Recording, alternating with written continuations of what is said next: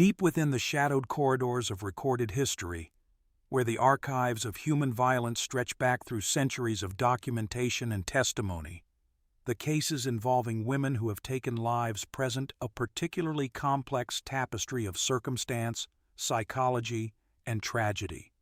These stories, drawn from court documents, investigative records, and verified testimony, reveal patterns that differ significantly from their male counterparts, patterns shaped by different motivations, different methods, and different relationships to the concept of violence itself.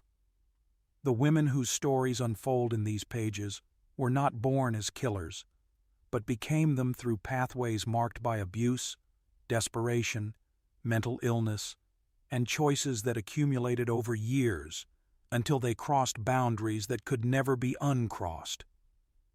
The distinction between male and female perpetrators of violence has long fascinated criminologists and psychologists who study the darker aspects of human behavior.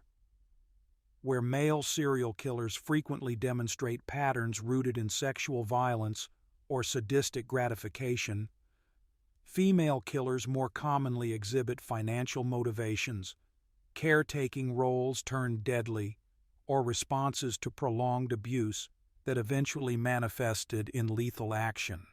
This is not to suggest that one form of violence is more understandable than another, but rather to acknowledge that the pathways to violence are shaped by gender, by socialization, by opportunity, and by the complex interplay of factors that make each case unique while still revealing broader patterns that help us understand how ordinary human beings can commit extraordinary acts of harm. In the late 1980s, along the sun-bleached highways of central Florida, where palm trees cast long shadows across cracked asphalt, and the heat creates shimmering mirages that blur the boundary between reality and illusion, a series of deaths began to accumulate that would eventually draw national attention to questions about violence, gender, and the limits of self-defense. Between late November of 1989 and the autumn months of 1990, the bodies of 7 middle-aged men were discovered in various locations throughout the region, each one shot to death with a small-caliber weapon, their vehicles stolen, their belongings taken, their lives ended along roadsides where they had stopped to pick up a woman offering companionship in exchange for money. The investigation that gradually connected these deaths would eventually center on a woman whose entire existence had been marked by abandonment, by abuse, by survival at the very margins of society where the protection of law and the comfort of community rarely extended. Her name was Aileen Wuornos, born on the 29th of February in 1956 in Rochester, Michigan. Arriving in a world that seemed determined from her first breath to offer her no safe harbor, no stable foundation, no reason to believe that human relationships could be anything other than transactions marked by pain and exploitation. Her parents had married on the 3rd of June in 1953, teenage children themselves, her mother just 14 years old and her father 18. Their union characterized by violence and alcoholism from its earliest days. The man who fathered Aileen would never play a meaningful role in her life beyond the genetic legacy he left behind. Court records indicate he was convicted of child molestation after her birth and would eventually take his own life while incarcerated in a mental institution, leaving behind a history of violence and dysfunction that would ripple through generations. Before Aileen reached her 5th birthday, her mother abandoned both her and her older brother, leaving them in the care of their maternal grandparents in Rochester, consigning them to a household where accounts suggest love was rare and discipline was harsh, though the exact nature of that household remains a matter of conflicting testimony even decades later. Family members who grew up in that home would offer dramatically different characterizations of the environment where Aileen spent her formative years. Some relatives described Lori Wuornos, the grandfather who adopted Aileen and her brother, as a working man who provided for his family, strict perhaps, but within the boundaries of acceptable discipline for that era. Other accounts paint a considerably darker picture of a household dominated by alcoholism and violence, where physical punishment crossed the line into abuse, and where the children lived in an atmosphere of fear and unpredictability. Court documents and psychological evaluations conducted years later would reference claims that Aileen made about sexual abuse beginning in childhood, though these allegations remained contested and unproven, existing in that troubling gray area where verification becomes impossible and truth remains elusive. What can be verified is that Aileen's childhood was marked by instability and trauma of various kinds. At the age of 14, she became pregnant, and while various accounts offer different explanations for the father's identity, ranging from a friend of her grandfather to other possibilities that were never conclusively established, the result was that she gave birth to a child in March of 1971 and was required to give the baby up for adoption immediately. That same year, in July, her grandmother Britta died from liver failure, brought on by years of alcohol abuse, removing what stability might have existed in the household. According to various sources, Aileen either chose to leave or was forced out of her grandfather's home around this time, beginning a pattern of homelessness that would define much of her remaining life. By her mid-teenage years, Aileen was living in the woods near her childhood home, supporting herself through prostitution, accumulating experiences that would shape her. Understanding of human relationships as fundamentally transactional and often dangerous. Her criminal record began to develop in her early 20s, with arrests for disorderly conduct, for drunk driving, for firing a weapon from a moving vehicle, establishing a pattern of conflict with authority, and an inability to navigate conventional social structures. In 1976, drawn by the warmer climate and the possibility of survival on the streets, she hitchhiked to Florida, where she would spend most of her remaining free years moving between temporary accommodations, supporting herself primarily through sex work along the highways, accumulating more arrests for charges that included armed robbery, check forgery, auto theft, and assault. In 1986, at a gay bar in Daytona Beach, Aileen met Tyria Moore, and the two women began a romantic relationship that would last until just before Aileen's arrest in January of 1991. This relationship with Tyria appears to have been the most significant emotional connection of Aileen's adult life, and evidence would later suggest that the financial pressure of supporting both women may have contributed to the escalation of Aileen's criminal activities, though the exact relationship between economic desperation and the decision to kill remains a matter of interpretation and debate.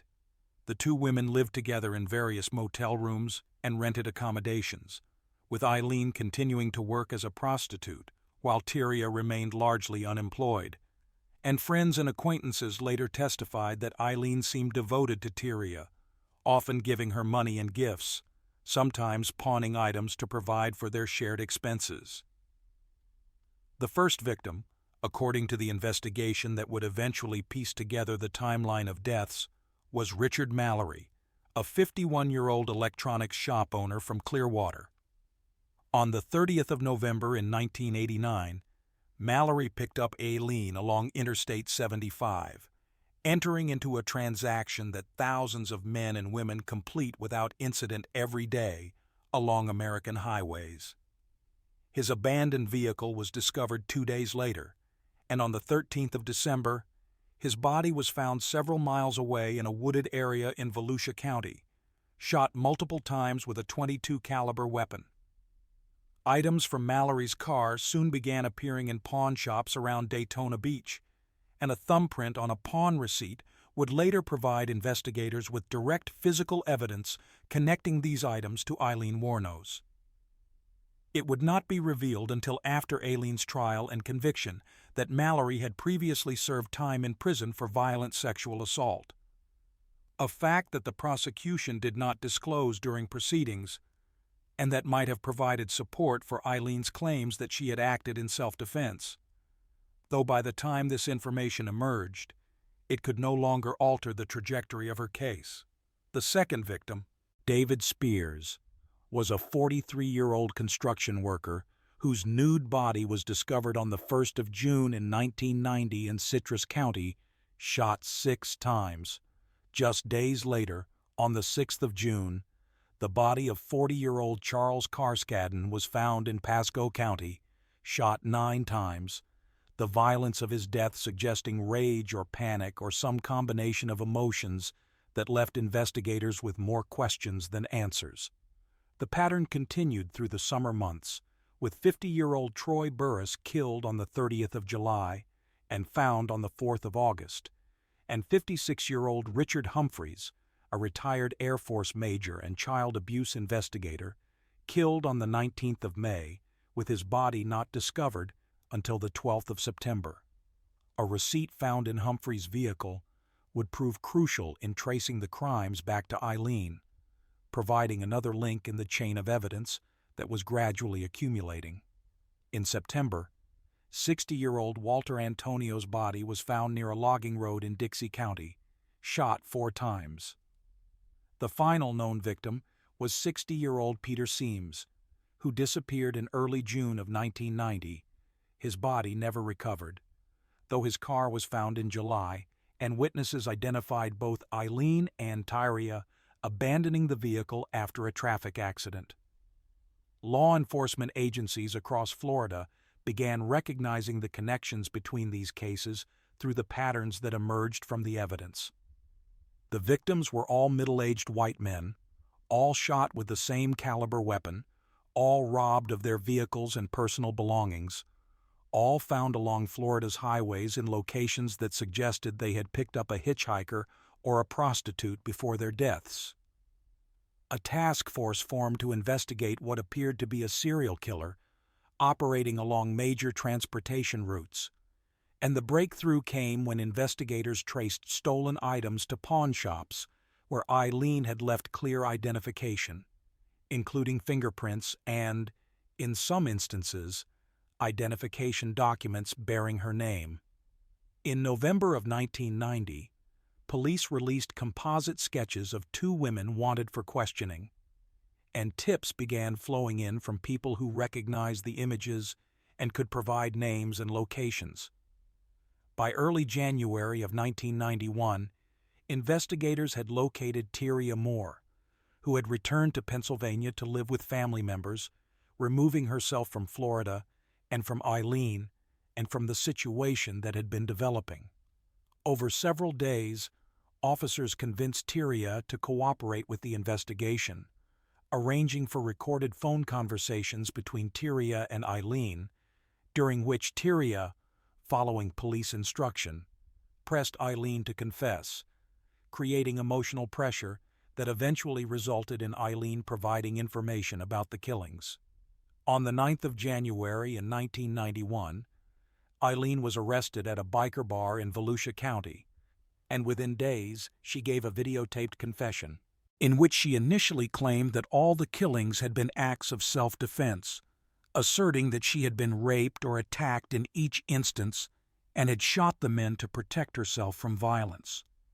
Under continued questioning, however, elements of her story shifted, and she provided different accounts of various incidents, creating inconsistencies that would later undermine her self-defense claims in court. Her trial for the murder of Richard Mallory began in January of 1992 in Volusia County, and the prosecution built their case primarily on Aileen's videotaped confession and physical evidence linking her to stolen property from multiple victims. They also introduced evidence of the other 6 murders, arguing that this pattern demonstrated premeditation and a profit motive rather than self-defense. characterizing Aileen as someone who murdered for financial gain, robbing her victims and stealing their vehicles in a calculated series of crimes. The defense team attempted to present evidence of Aileen's difficult background, including her experiences of childhood abuse, her life as a prostitute facing constant danger from violent clients, and her claims that she had acted in self-defense against men who had assaulted her or threatened her with violence. However, the introduction of evidence from the other murders significantly undermined the self-defense claim, as prosecutors argued that if the first killing had been legitimate self-defense, the pattern of subsequent killings suggested something more calculating and predatory. Psychological experts testified regarding Aileen's mental state and capacity, with defense psychologists diagnosing borderline personality disorder and suggesting that she had experienced conditions that affected her judgment and impulse control. The defense presented Aileen's life history of abandonment, abuse, homelessness, and survival through prostitution as mitigating factors that should be considered when evaluating her culpability and determining her sentence. The prosecution's expert witness acknowledged diagnoses of borderline personality disorder and antisocial personality disorder, but testified that despite these conditions, Aileen understood the difference between right and wrong and was capable of controlling her behavior, meeting the legal standard for criminal responsibility. On the 27th of January in 1992, after deliberating on the evidence and testimony they had heard, the jury found Aileen guilty of first-degree murder. The penalty phase followed immediately, with Florida law requiring the jury to weigh aggravating circumstances against mitigating factors to determine whether death was the appropriate sentence. The prosecution established 5 aggravating circumstances, noting that Aileen had prior felony convictions involving violence, that the murder was committed during a robbery, that it was committed to avoid arrest, that it was heinous and cruel, and that it was cold and calculated. The defense presented Aileen's psychological disorders and traumatic childhood as mitigating factors that should weigh against a death sentence. The jury deliberated and recommended death by a unanimous vote of 12-0, and Judge Uriel Blount accepted the recommendation and sentenced Aileen to death. Rather than face additional lengthy trials, Aileen subsequently pleaded no contest or guilty to the other 5 murders for which she was charged, receiving additional death sentences in each case. Questions were raised about whether she received adequate counsel during these subsequent proceedings and whether she fully understood the implications of her decisions. But by 1993, she had received a total of 6 death sentences and was housed on death row at Broward Correctional Institution in Florida. Over the following years, her appeals made their way through state and federal courts, raising issues about the fairness of her trials, the adequacy of her legal representation, her mental competency, and whether evidence had been improperly withheld. A significant development came after her conviction when investigative journalists discovered that Richard Mallory, the first victim for whose murder she had been tried and convicted, had a previous conviction for violent rape in another state, serving time from 1958 to 1962, and being described in psychiatric evaluations as having strong sociopathic tendencies. This information had not been available to the defense during trial, and it corroborated Aileen's initial claims that Mallory had attacked her. However, by the time this evidence emerged, she had already been convicted and sentenced, and courts ruled that while this information might have been relevant to the first case, it did not affect the validity of the other convictions. Throughout her years on death row, Aileen's mental state appeared to deteriorate progressively, and she gave numerous interviews in which her statements became increasingly erratic and contradictory, at times maintaining her innocence, at other times confessing fully and expressing remorse, and at still other times making claims that suggested possible delusions or psychological decline. In 2001, Aileen dismissed her remaining appeals and stated that she wanted to die, arguing that the legal system would never grant her relief and that she preferred execution to spending the rest of her life in prison. Various parties, including mental health advocates, attempted to intervene, arguing that her decision was evidence of her incompetence and that she should not be allowed to terminate her appeals while in a potentially impaired mental state. Florida law required that she be evaluated to determine if she understood the nature of her death sentence and the fact that execution would result in her death. And 3 psychiatrists appointed by Governor Jeb Bush examined her and concluded that she met the legal standard for competency. Her execution was scheduled for October of 2002.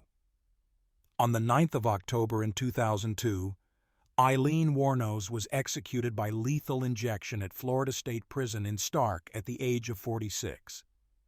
In her final statement, she made a reference to the science fiction film Independence Day, saying she would return in a manner that suggested her mental state remained questionable to the end. She expressed no remorse for her actions and did not apologize to the families of her victims. She was the 10th woman executed in the United States since the reinstatement of the death penalty in 1976, and only the 2nd woman executed in Florida.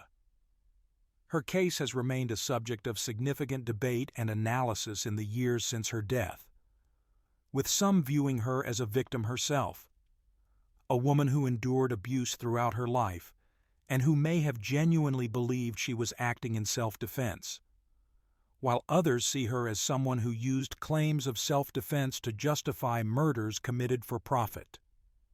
The truth, as with many complex criminal cases, likely contains elements of multiple perspectives.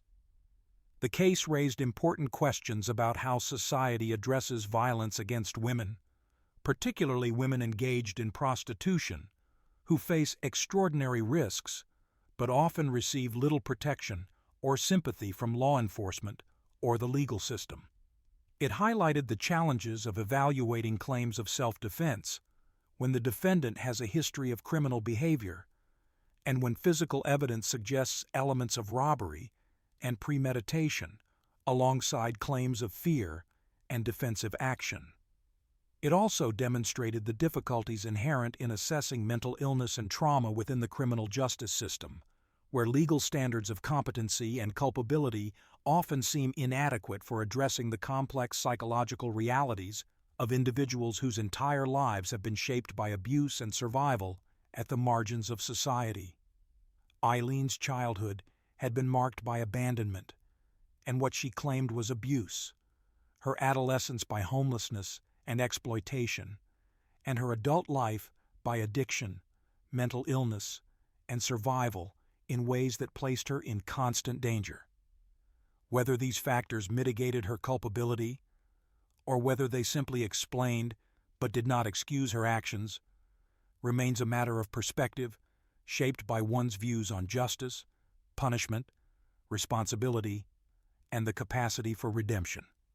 Her story has been told through multiple documentaries, books, and films, most notably the 2003 film Monster, in which Charlize Theron portrayed Aileen in a performance that earned an Academy Award. These retellings have contributed to ongoing conversations about female violence, the death penalty, childhood trauma, and the failures of social systems to protect vulnerable children who grow into damaged adults. Decades after the crimes occurred, researchers and legal scholars continue to analyze the case for insights into criminal psychology, the treatment of women in the justice system, and the complex interplay of mental illness, trauma, and violence that creates the conditions for such tragedies to unfold. The story of Aileen Wuornos does not offer easy answers or simple moral lessons, but rather presents a case study in how the accumulation of trauma, the absence of support systems, and the choices made in desperate circumstances can lead to outcomes that destroy multiple lives and leave communities struggling to understand how such events could have occurred and whether they might have been prevented through earlier intervention and different social responses to the warning signs that accumulate throughout a troubled life. From the sun-bleached highways of Florida, where Aileen Wuornos' story unfolded, the narrative moves westward to the quiet residential streets of Sacramento, California, where another case from roughly the same era demonstrates a very different pattern of female violence, one characterized not by confrontation and shooting, but by quiet poisoning and patient deception conducted within the supposedly safe environment of a home meant to provide care for the elderly and vulnerable. Dorothea Helen Gray was born on the 9th of January in 1929 in Redlands, California, entering a world marked by poverty and dysfunction from her earliest moments. Her parents, Trudy Mae Yates and Jesse James Gray, both struggled with alcoholism, creating a household environment characterized by instability, neglect, and violence that would shape the trajectory of her entire existence.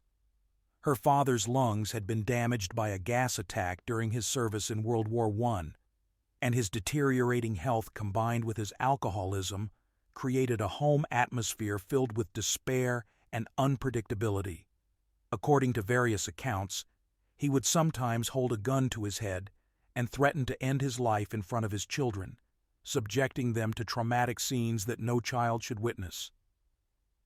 Reports vary regarding how many siblings Dorothea had, with some sources suggesting 6 and others indicating as many as 17, though the exact number remains unclear due to the chaotic nature of the family's circumstances and Dorothea's own tendency in later years to fabricate details about her past.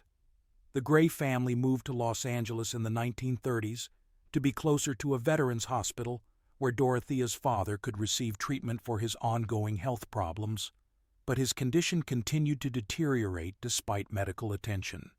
In 1937, when Dorothea was 8 years old, her father died of tuberculosis, leaving the children in the care of their mother, who was ill-equipped to provide stable parenting.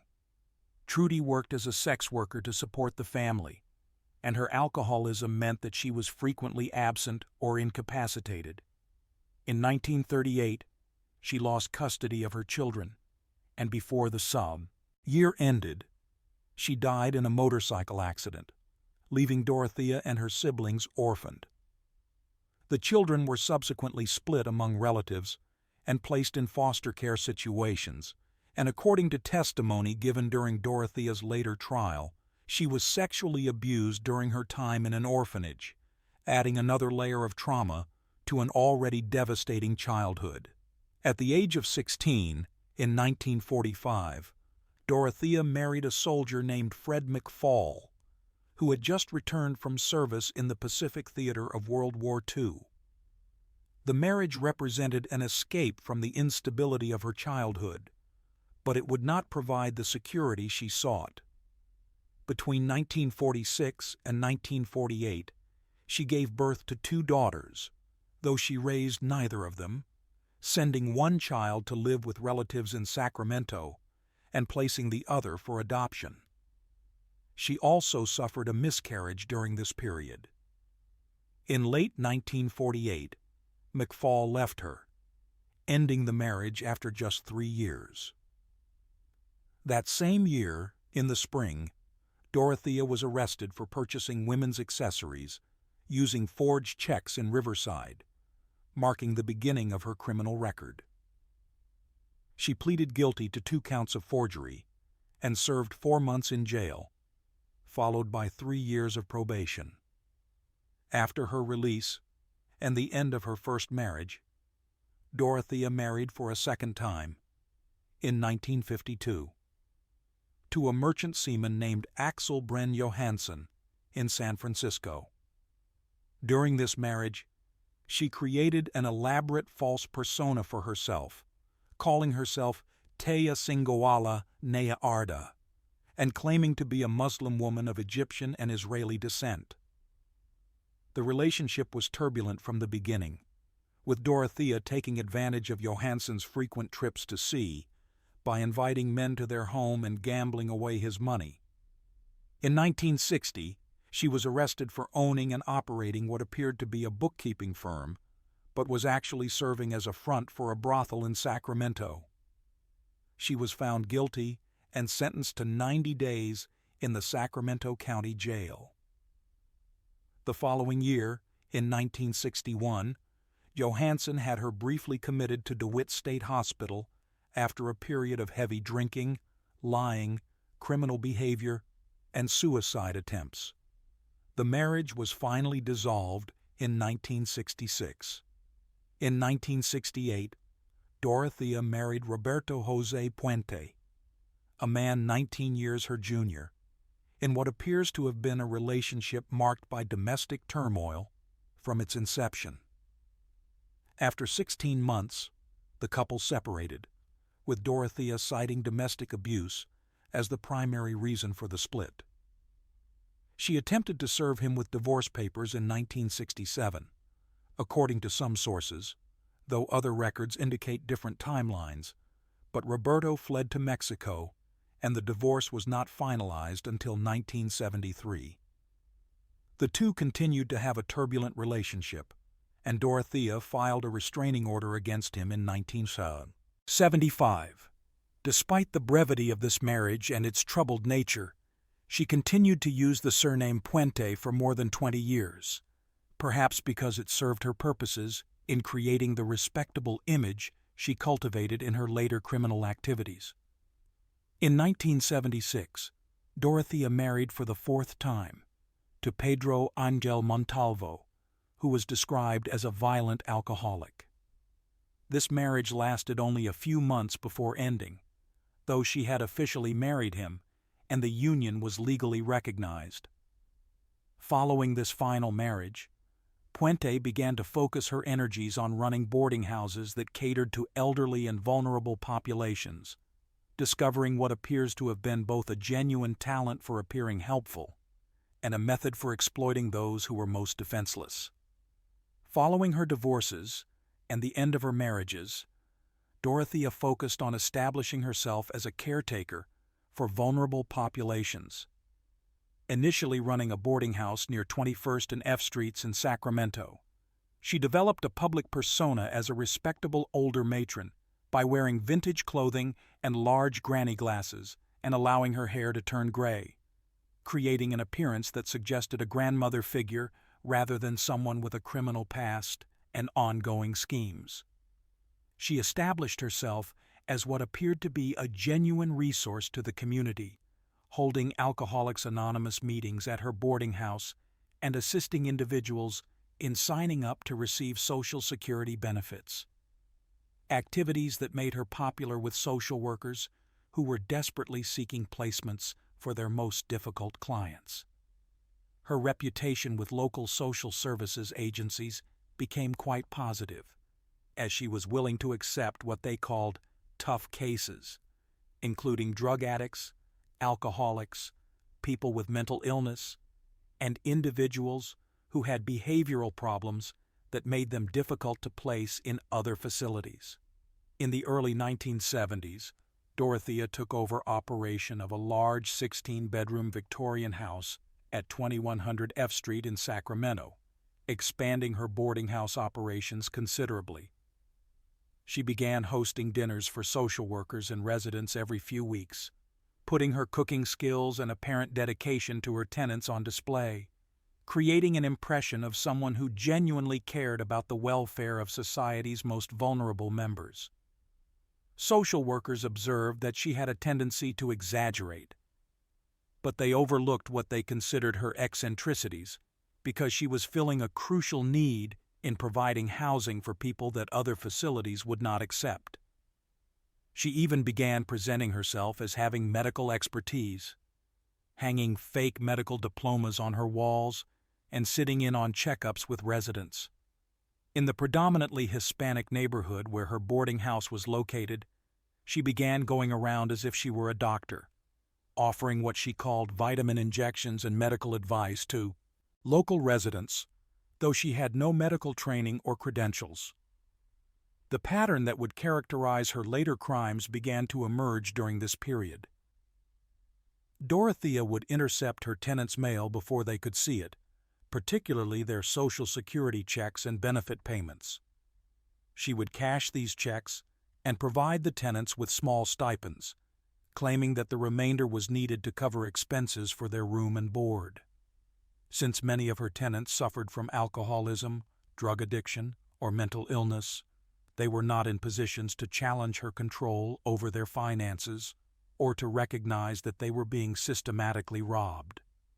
The arrangement continued for years without intervention, because the people she was victimizing were precisely the kind of individuals whose complaints would be dismissed or ignored by authorities.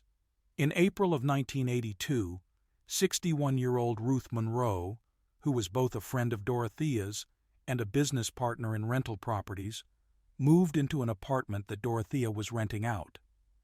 Shortly after taking up residence there, Monroe died from what appeared to be an overdose of codeine and acetaminophen. When police questioned Dorothea about the death, she explained that Monroe had become depressed over her husband's illness, and authorities officially ruled the death a suicide despite the absence of a suicide note.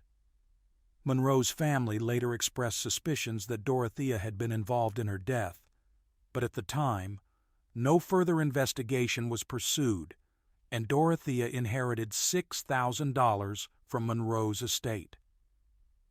Several weeks after Monroe's death, 74-year-old Malcolm Mackenzie, one of Dorothea's boarders, accused her of drugging him and stealing his pension checks.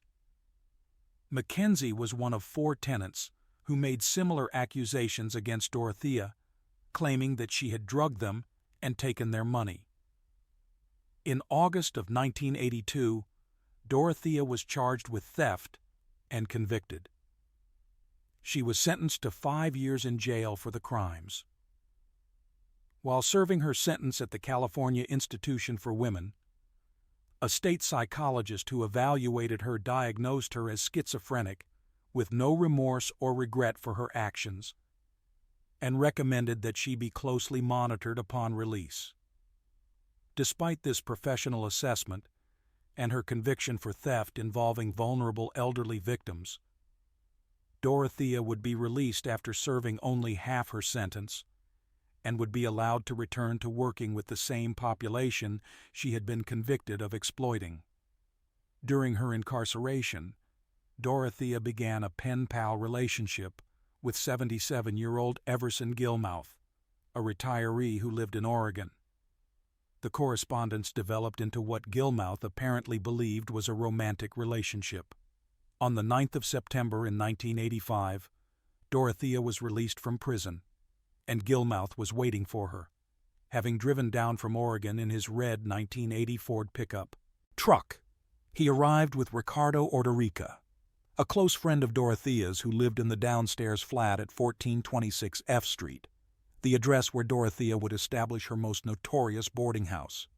At the beginning of September, Gilmouth moved into Dorothea's boarding house with his truck and trailer, and in October of that year, Dorothea wrote to Gilmouth's sister, informing her that she and Gilmouth were planning to marry on November 2nd.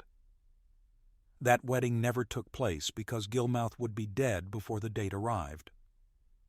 In November of 1985, Dorothea hired a handyman named Ismael Florencio Flores to install wood paneling in her home.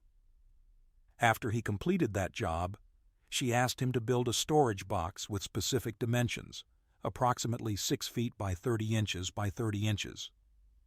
She agreed to pay him $800 for the work and offered to give him Gilmouth's red Ford pickup truck as part of the payment, telling him that the truck had belonged to her boyfriend, who had given it to her and no longer needed it. Flores built the box according to her specifications, and the day after he completed it, he noticed that it had been nailed shut and appeared to be extremely heavy, weighing approximately 300 pounds. Dorothea told Flores that she planned to use the box to store books and other items, and she asked him to help her move it. Together, they loaded the box onto the truck and drove to a location in Sutter County where they dumped it along the riverbank near the Sacramento River. On New Year's Day in 1986, a fisherman discovered the box along the Sacramento River and, concerned about its contents, notified authorities. When police opened the box, they found a severely decomposed human body inside, wrapped in several plastic bags and covered with a bedsheet that was secured with electrical tape. Mothballs and toilet deodorizer had been placed inside the box in what appears to have been an attempt to mask the odor of decomposition. The body was too deteriorated for immediate identification, and it would not be positively identified as Everson Gilmouth until over 2 years later, on the 28th of December in 1988, through dental records and other forensic evidence. After Gilmouth's death, Dorothea had mailed forged letters and greeting cards to his family members, attempting to convince them that he was still alive, and simply choosing not to return to Oregon. She forged his signature on the certificate of title for his truck, transferring ownership to herself, and she continued cashing his Social Security checks and pension benefits until July of 1986, when authorities began to take notice of irregularities. During this same period, additional deaths occurred at Dorothea's boarding house that would not be discovered until much later. In the fall of 1986, 78-year-old Betty Mae Palmer arrived at the boarding house seeking shelter. On October 14th of that year, Dorothea obtained a California identification card that bore her photograph but used Palmer's name, suggesting that she was already planning to assume her tenant's identity for purposes of fraud. This pattern of stealing identities and continuing to collect benefits after victims died would become a hallmark of Dorothea's crimes during this period. Neighbors began to grow suspicious when Dorothea stated that she had adopted a homeless alcoholic man whom she called Chief and had made him her personal handyman. She had Chief dig extensively in the basement and remove soil and garbage from the property, transporting it away in a wheelbarrow, and then she had him pour a new concrete slab in the basement. Chief also took down a garage in the backyard and installed a fresh concrete slab there as well. After these projects were completed, Chief disappeared, and his fate remains one of the mysteries surrounding Dorothea's crimes, as his real identity was never conclusively established, and his body was never found, though it seems likely based on the pattern of her other crimes that he may have become another victim.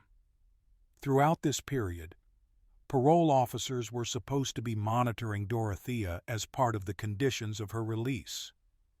The terms of her parole explicitly forbade her from running a boarding house or handling government checks, yet she was doing both activities openly. According to records, parole agents visited the residence at 1426 F Street a minimum of 15 times during this period, yet no violations were ever noted in their reports, suggesting either incompetence or a failure to properly investigate what was occurring at the property. On October 2, 1987, a 61-year-old woman named Vera Faye Martin was sent to live with Dorothea by social services. Beginning on October 5th, Dorothea began forging Martin's Social Security checks, ultimately stealing more than $7,000 over the following weeks.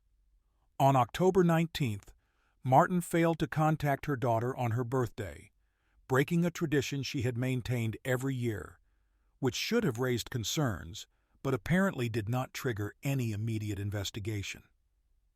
In November of 1988, Martin's body was finally discovered, buried under a metal shed in Dorothea's yard.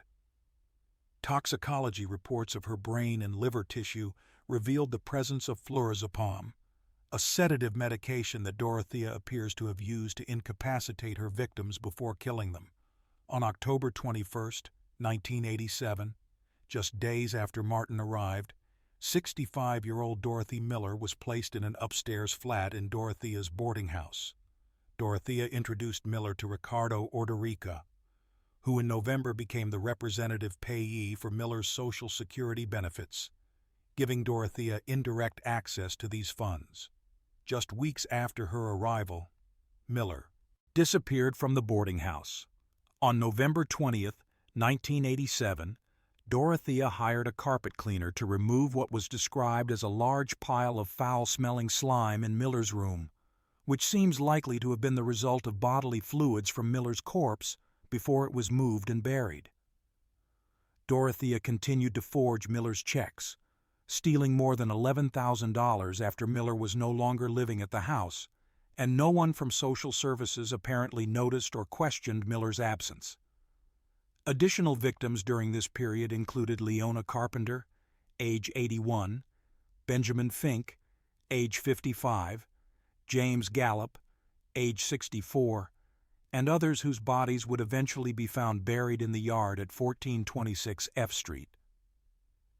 These individuals were all vulnerable people who received government benefits, who had limited social connections, and whose disappearances would be unlikely to trigger immediate investigation. They were what investigators would later call shadow people, individuals living at society's margins whose absence might go unnoticed for extended periods. In November of 1988, 52-year-old Alvaro Montoya, who was developmentally disabled and had schizophrenia, disappeared from the boarding house. Montoya had been placed there by social services, and when he failed to show up for scheduled appointments, his social worker reported him missing. This report finally triggered a police response, and on November 11, 1988, officers arrived at 1426 F Street to search the property. They discovered areas of recently disturbed soil in the yard, and over the following days, they excavated 7 bodies that had been buried in shallow graves. The bodies were in various states of decomposition, and some had been mutilated in what appears to have been attempts to prevent identification. Betty Palmer's body, for instance, was missing its head, hands, and lower legs, which were never recovered despite extensive searches. When police began their investigation, Dorothea was not initially treated as a suspect, but rather as a potential witness who might have information about what had occurred on the property. She cooperated with investigators during the initial phase of the search, even offering them coffee and showing what appeared to be genuine concern about the discoveries being made in her yard. However, as police continued their excavation, and as the evidence began to point more directly toward her involvement, authorities decided they needed to question her more formally. At some point during November, police allowed Dorothea to leave the property, apparently not yet viewing her as a serious flight risk.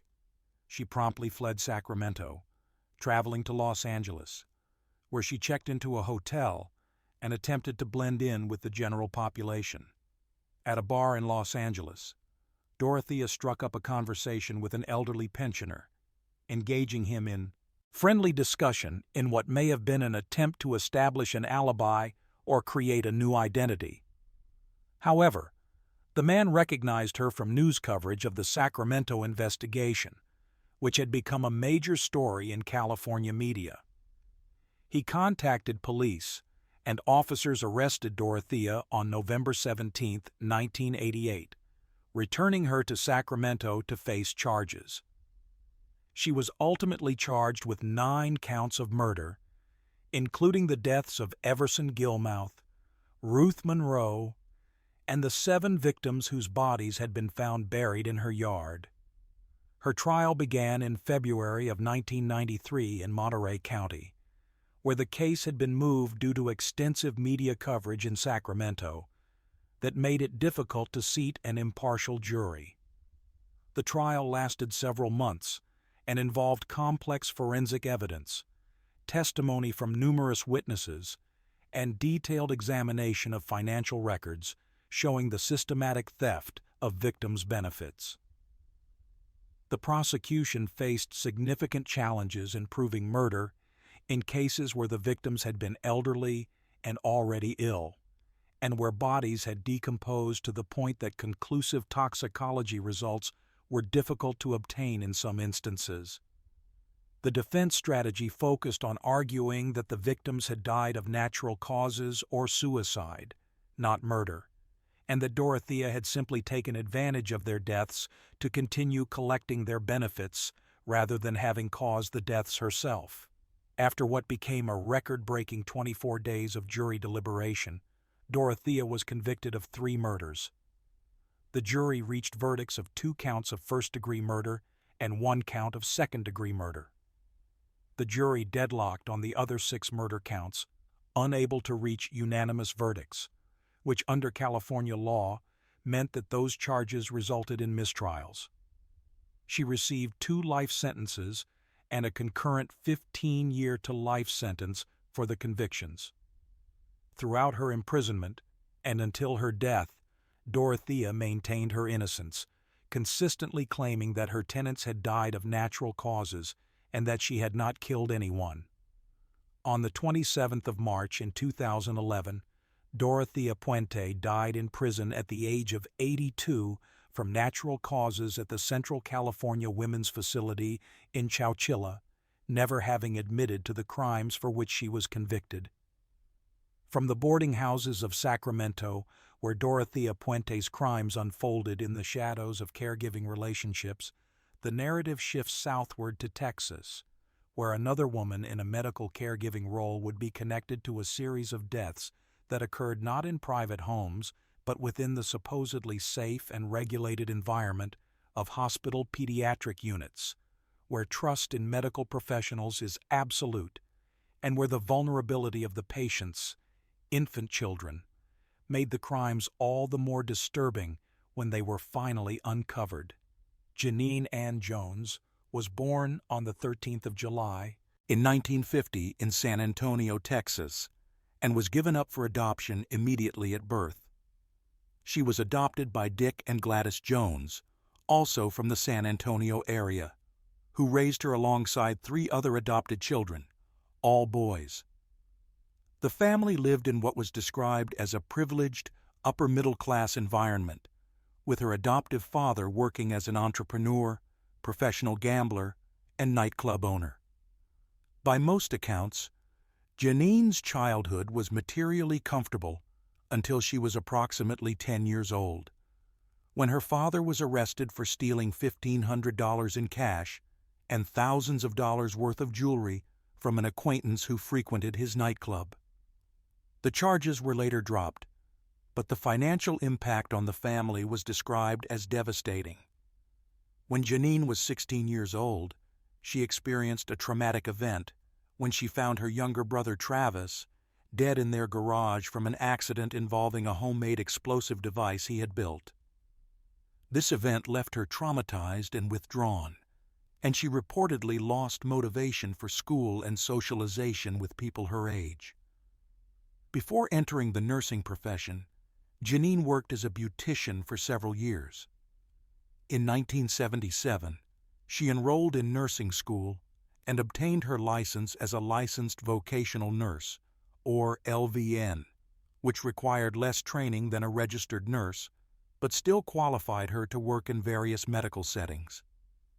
She found employment at Bazar County Hospital, which is now known as University Hospital of San Antonio, working in the pediatric intensive care unit.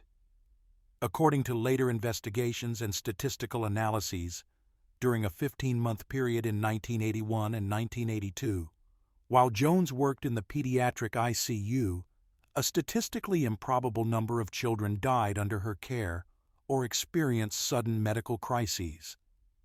A Centers for Disease Control study, conducted after suspicions arose, found that during this period, children on the 3 to 11 p.m. shift, which was Jones's regular working hours, were 25 times more likely to suffer cardiac arrest and 10 times more likely to die than would be expected under normal circumstances.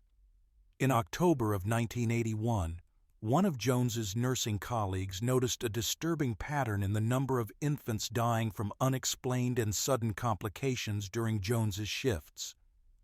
The colleague took her concerns to the ICU's head nurse, and the hospital subsequently conducted an internal inquiry. The investigation reached the conclusion that Jones had been present at the time of death for an alarming number of the children who died, suggesting a connection that could not be easily explained by chance. However, rather than reporting their findings to law enforcement or medical licensing authorities, the hospital administrators decided to address the problem indirectly. They feared potential lawsuits and negative publicity that could result from directly accusing a nurse of harming patients, and they were concerned about proving such serious allegations in court. The approach that Bazar County Hospital took was to require all licensed vocational nurses in the pediatric ICU, including Jones, to resign from their positions, using the explanation that they were upgrading the unit to be staffed exclusively by registered nurses who have more extensive training. This decision provided cover for removing Jones without explicitly accusing her of wrongdoing. On the 17th of March in 1982, Jones quit working at Bazar County Hospital, and the unexplained medical emergencies and deaths stopped immediately, which should have been recognized as strong circumstantial evidence of her involvement, but which the hospital did not pursue further. Jones was given good recommendations from the hospital and was offered positions in other parts of the facility, though she turned down these offers. After leaving San Antonio, Jones took a position working for Dr. Kathleen Holland, a pediatrician who had recently opened a clinic in Kerrville, Texas, approximately 60 miles northwest of San Antonio.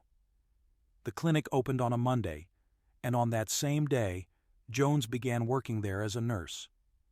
Almost immediately, alarming patterns began to emerge. In a period of just 31 days, 7 of Dr. Holland's patients experienced 8 separate medical emergencies, an extraordinary occurrence for a small-town pediatric practice seeing routine cases. The children would arrive for simple checkups or minor illnesses and would suddenly experience life-threatening crises, including seizures, respiratory failure, and cardiac arrest. The most tragic case occurred on September 17, 1982. 15-month-old Chelsea Ann McClellan was brought to Dr. Holland's clinic to receive routine immunizations for mumps and measles. Chelsea had been born prematurely in June of 1981 and had spent her first weeks in intensive care due to respiratory problems, but she had recovered well and was developing normally. Her parents, Petty and Reed McClellan, were devoted to her and excited about what they viewed as a routine medical appointment. According to Petty McClellan's later testimony, she was holding Chelsea when Jones gave her the first injection in her left thigh. Immediately after the injection, Chelsea began having severe difficulty breathing. According to Petty, Chelsea was trying to say her name but could not get the words out. The child was rushed by helicopter ambulance to a hospital in San Antonio, but during transport, she went into cardiac arrest. Despite emergency intervention, Chelsea McClellan died, and the cause of her death was initially unclear. Following Chelsea's death, other children at the Kerrville Clinic began experiencing similar medical emergencies, including seizures and breathing difficulties. Given the statistical impossibility of so many emergencies occurring in such a short time in a small clinic, and given the rumors that had begun to circulate about problems during Jones's tenure at Bazar County Hospital, health authorities and Dr. Holland began to grow suspicious.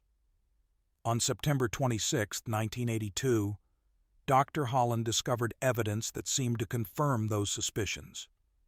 She found a bottle of succinylcholine, a powerful muscle relaxant used during surgical procedures, that showed puncture marks in the rubber stopper, suggesting that someone had been withdrawing the drug with a syringe for unauthorized purposes. Succinylcholine causes temporary paralysis of all skeletal muscles, including those that control breathing, and when administered outside of proper medical supervision, it can cause death by respiratory failure. The drug was normally kept in a locked storage area where only Dr. Holland and Jones had access, making Jones the obvious suspect. Jones was fired immediately. Chelsea McClellan's body was exhumed in May of 1983, and toxicology tests revealed the presence of succinylcholine in her tissue, confirming that the drug had been administered to her and providing strong evidence that her death was not from natural causes but from deliberate poisoning. On May 25, 1983, Jones was indicted in Kerr County on charges of murdering Chelsea McClellan and causing injuries to 6 other children by injecting them with the muscle relaxant. In November of 1983, she was additionally indicted in Bayard County for causing injury to a child through administration of heparin, a blood-thinning medication, in a separate case involving another infant victim. Jones's trial for the murder of Chelsea McClellan began on January 9, 1984, in Georgetown in Williamson County, where it had been moved because of extensive media coverage in San Antonio and Kerrville that made seating an impartial jury difficult. The prosecution presented evidence, including the toxicology results showing succinylcholine in Chelsea's body, testimony from Dr. Holland about the punctured bottle, and Jones's exclusive access to the medication storage, and statistical evidence about the improbable clustering of emergencies during Jones's shifts at both Bayard County Hospital and the Kerrville Clinic. The defense argued that the evidence was circumstantial and that the deaths and medical emergencies could have had other causes, though they struggled to provide plausible alternative explanations for the patterns that had emerged. On February 14, 1984, Jones was convicted of murdering Chelsea McClellan, and on May 14, 1984, she was sentenced to 99 years in prison. In October of that same year, she was convicted in a second trial of causing injury to Rolando Santos through the administration of heparin and was sentenced to a concurrent term of 60 years in prison. Although authorities suspected Jones in dozens of additional deaths based on the statistical evidence from her time at Bayard County Hospital, prosecutors made the decision not to bring additional charges at that time, reasoning that the evidence in individual cases was too difficult to establish conclusively and believing that Jones would never be released from prison given her existing sentences. This calculation would later prove to have been overly optimistic due to a Texas law aimed at preventing prison overcrowding. Under a Texas statute enacted in 1977 to address prison overcrowding, Jones became eligible for mandatory release after serving 1/3 of her sentence rather than the full term. This meant that despite her 99-year sentence, she was scheduled for automatic parole on March 1, 2018. When victims' families learned of her impending release, public outcry intensified dramatically, and prosecutors began scrambling to find ways to prevent her from walking free. In late May of 2017, she was indicted on 5 separate new murder charges stemming from deaths that had occurred in the early 1980s while she worked at Bayard County Hospital. The new charges included the murder of 11-month-old Joshua Sawyer in December of 1981, 2-year-old Rosemary Vega, 8-month-old Richard Nelson, and 4-month-old Patrick Zavala, among others. Evidence that proved valuable in these new prosecutions included a letter that Jones had written from prison in 2011, in which she appeared to acknowledge her guilt. In the letter to Texas nursing regulators, she asked them to forgive her for crimes she had committed when she was not of sound mind. Though she did not explicitly discuss the deaths of any specific children in the letter, prosecutors viewed it as a form of confession and an incredibly important piece of evidence, particularly given that Jones had adamantly maintained her innocence during her original trials and in prison interviews conducted in 1987. On January 16, 2020, Jones pleaded guilty to the murder of 11-month-old Joshua Sawyer as part of a plea bargain in which the other 4 murder charges were dismissed. Investigators had determined that Joshua died from an overdose of an anti-seizure medication that Jones had administered. She was sentenced to life in prison with the possibility of parole after 18 years, which means she will not be eligible for parole until approximately 2037, when she would be roughly 87 years old. At the sentencing hearing, several family members gave victim impact statements expressing their grief and anger over crimes that had occurred decades earlier, but whose effects continued to devastate families who had never received justice or closure. Authorities have suspected Jones in the deaths of many more children than those for which she was convicted or charged.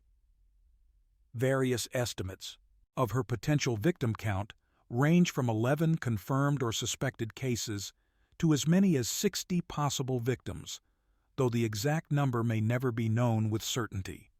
The difficulty in establishing definitive proof in individual cases stems from several factors, including the fact that the children were often genuinely ill when they came under Jones's care, making it challenging to distinguish between natural deterioration and deliberate poisoning.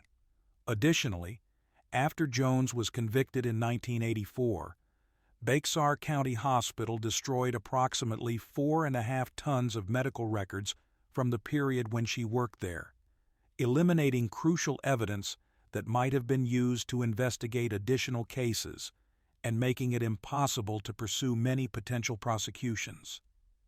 The case of Janine Jones highlights systemic failures in healthcare settings that allowed a dangerous individual to continue harming patients across multiple institutions. The decision by Bexar County Hospital to quietly dismiss Jones rather than report concerns to law enforcement or medical licensing boards meant that Dr. Holland's clinic in Kerrville had no warning about Jones's background when they hired her. Had the hospital pursued a proper investigation and alerted appropriate authorities, Chelsea McClellan and the other children in Kerrville would likely have survived. This pattern of institutions protecting their own legal and financial interests rather than patient safety would appear in other cases involving healthcare serial killers, and would lead to reforms in how hospitals are required to report suspected misconduct by medical personnel. The psychology of healthcare serial killers like Jones often involves what researchers describe as a hero complex, or Munchausen syndrome by proxy, conditions in which the perpetrator creates medical crises and then attempts to resolve them, gaining attention, praise, and a sense of importance from their apparent life-saving interventions. In some instances, individuals become psychologically dependent on the adrenaline and drama of emergency situations, finding ordinary medical care unsatisfying compared to the intensity of life and death crises.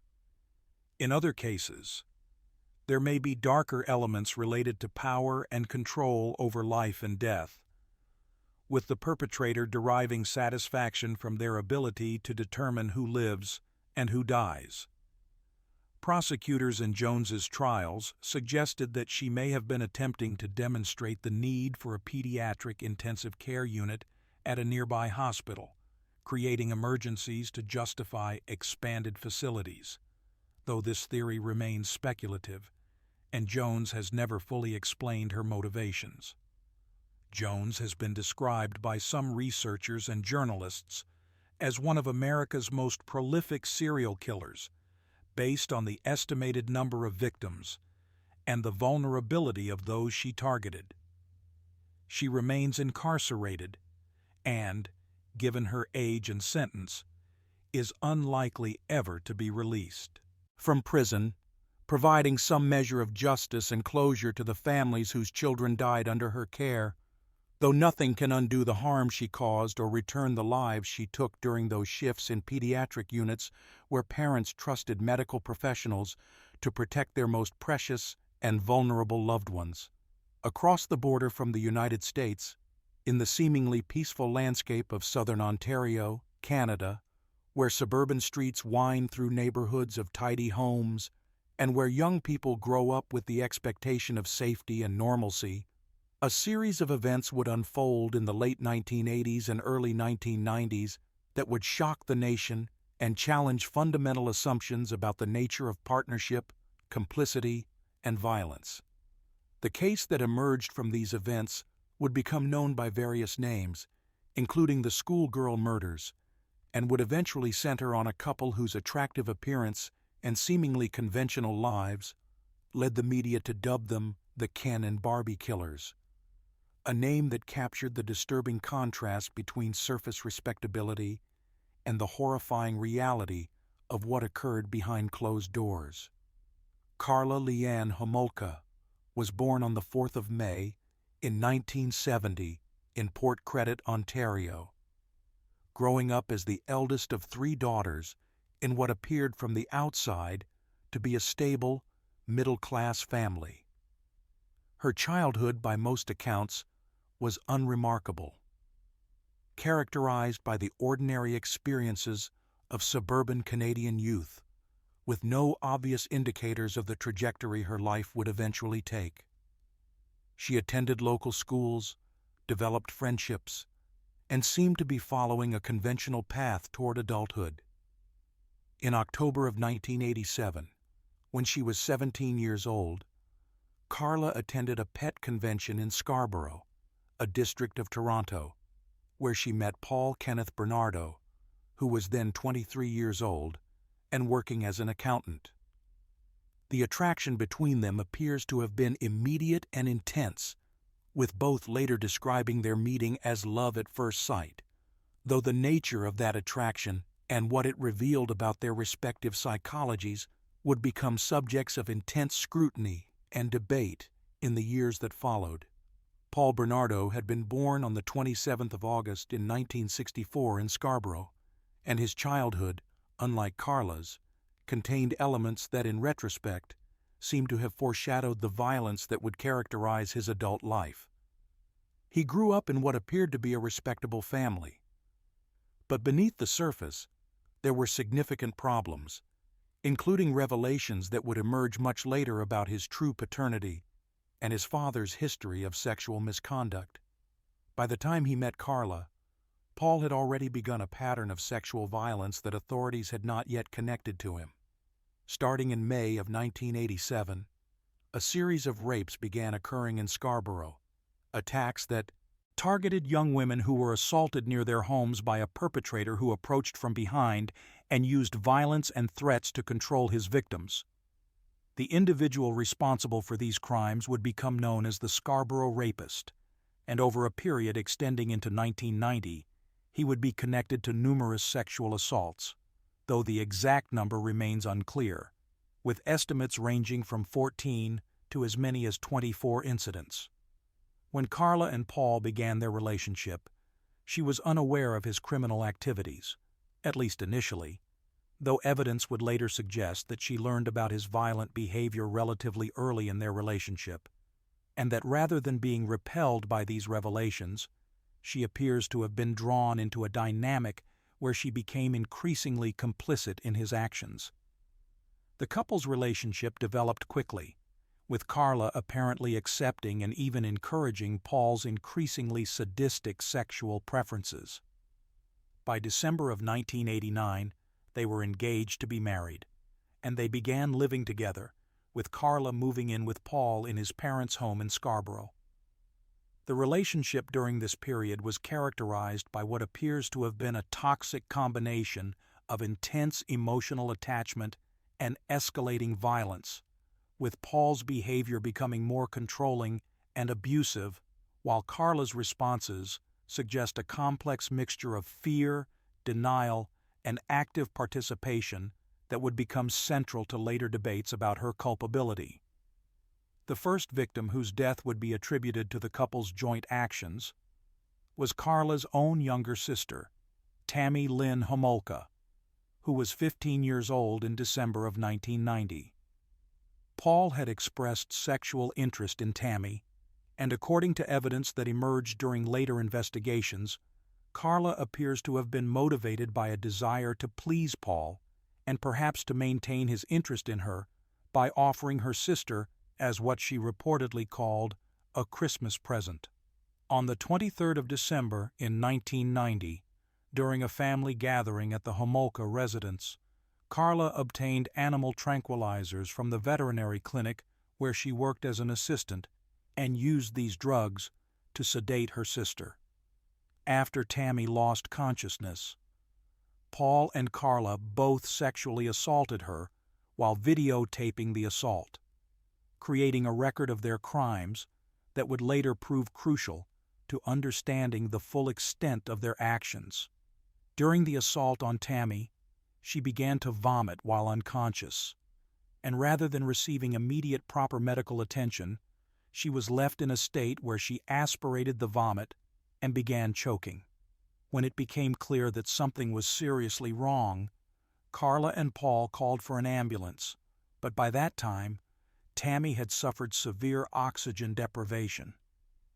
She was transported to the hospital, but could not be resuscitated and was pronounced dead.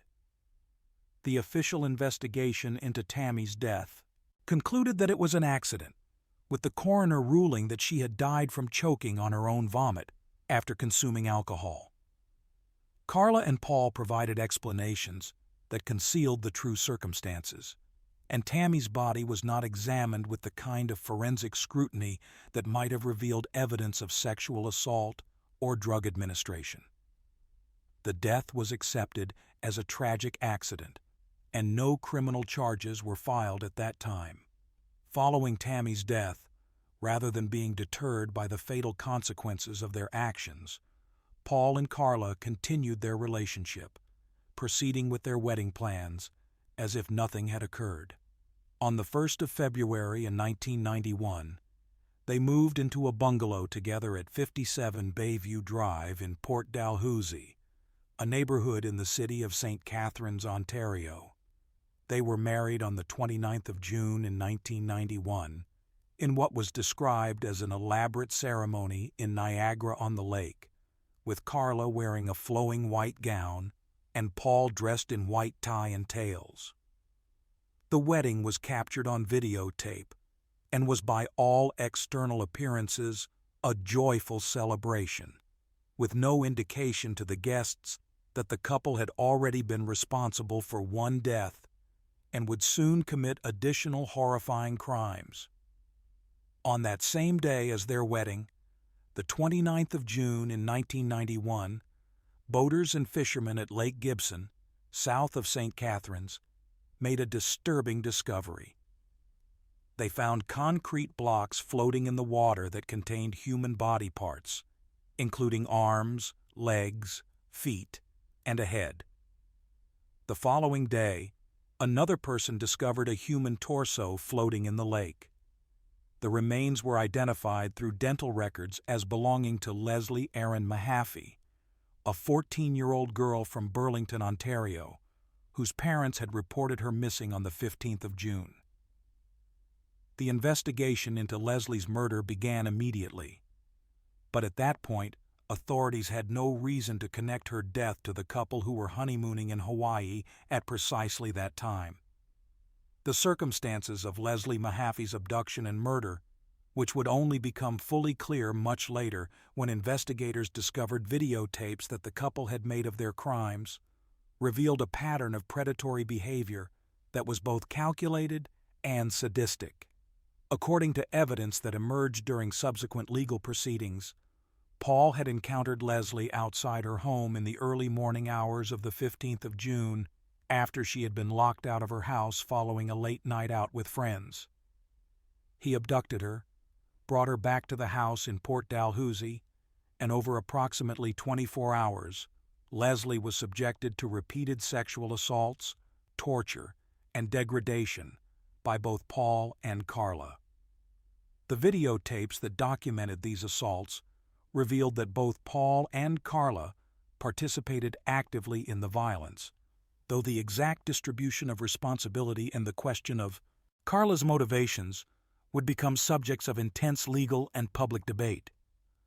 When Leslie was killed, Accounts differ regarding who was directly responsible for her death, with Paul later claiming that he was out of the house when she died and that Carla had killed her, while Carla maintained that Paul had strangled Leslie with an electrical cord.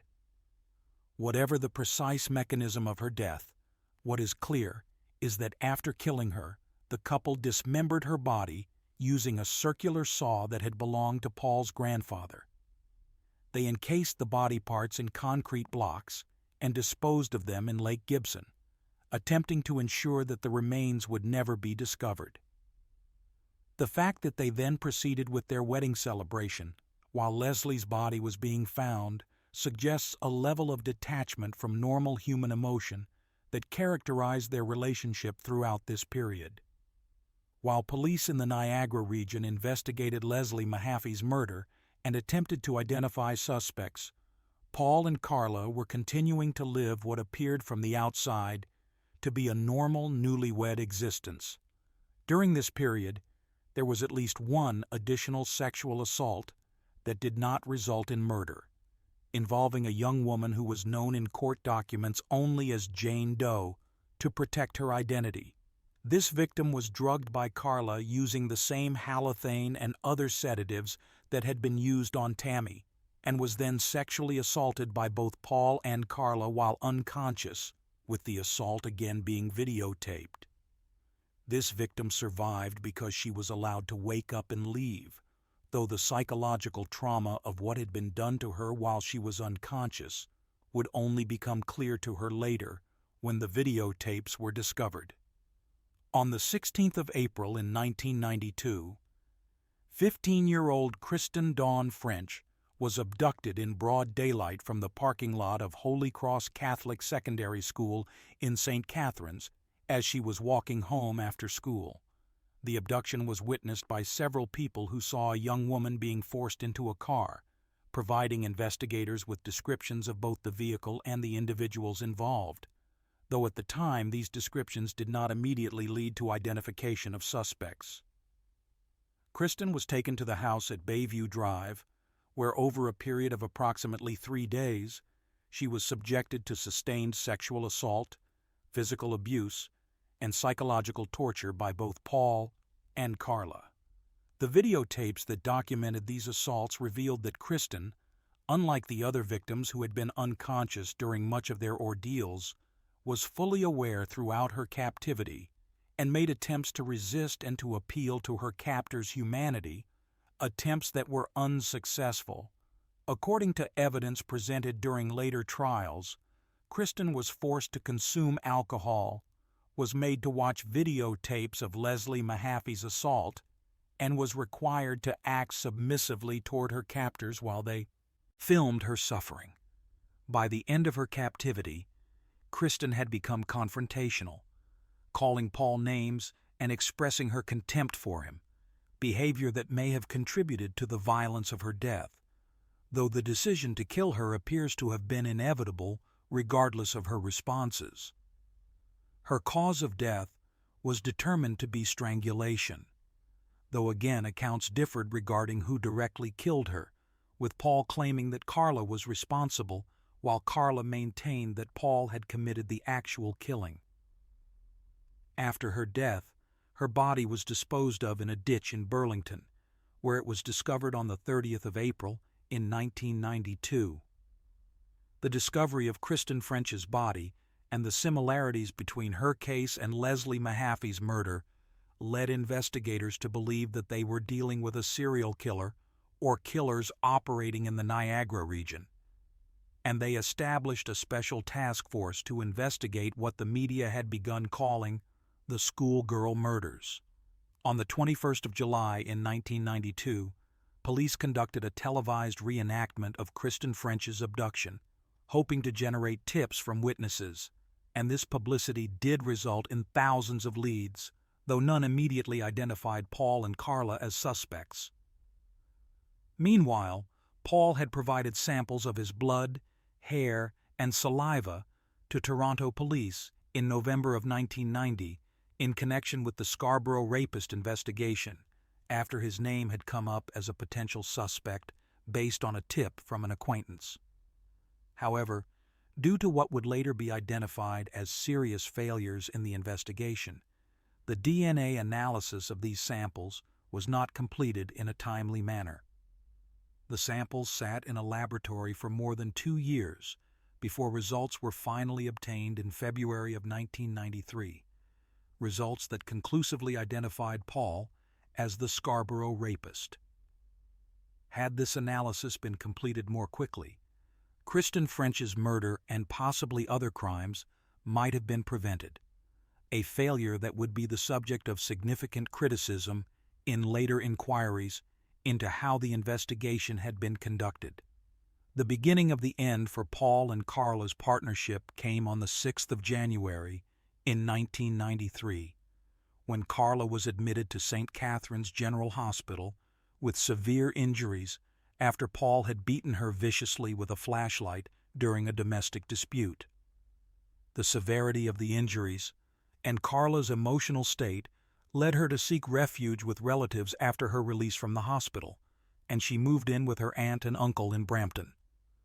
During this period of separation from Paul, Carla began to reveal information to her relatives about Paul's criminal activities, eventually telling them that Paul was both the Scarborough rapist and the killer of Leslie Mahaffey and Kristen French.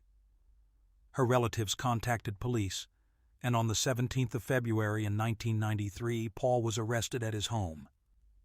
Following Paul's arrest, Carla sought legal representation and began negotiations with prosecutors.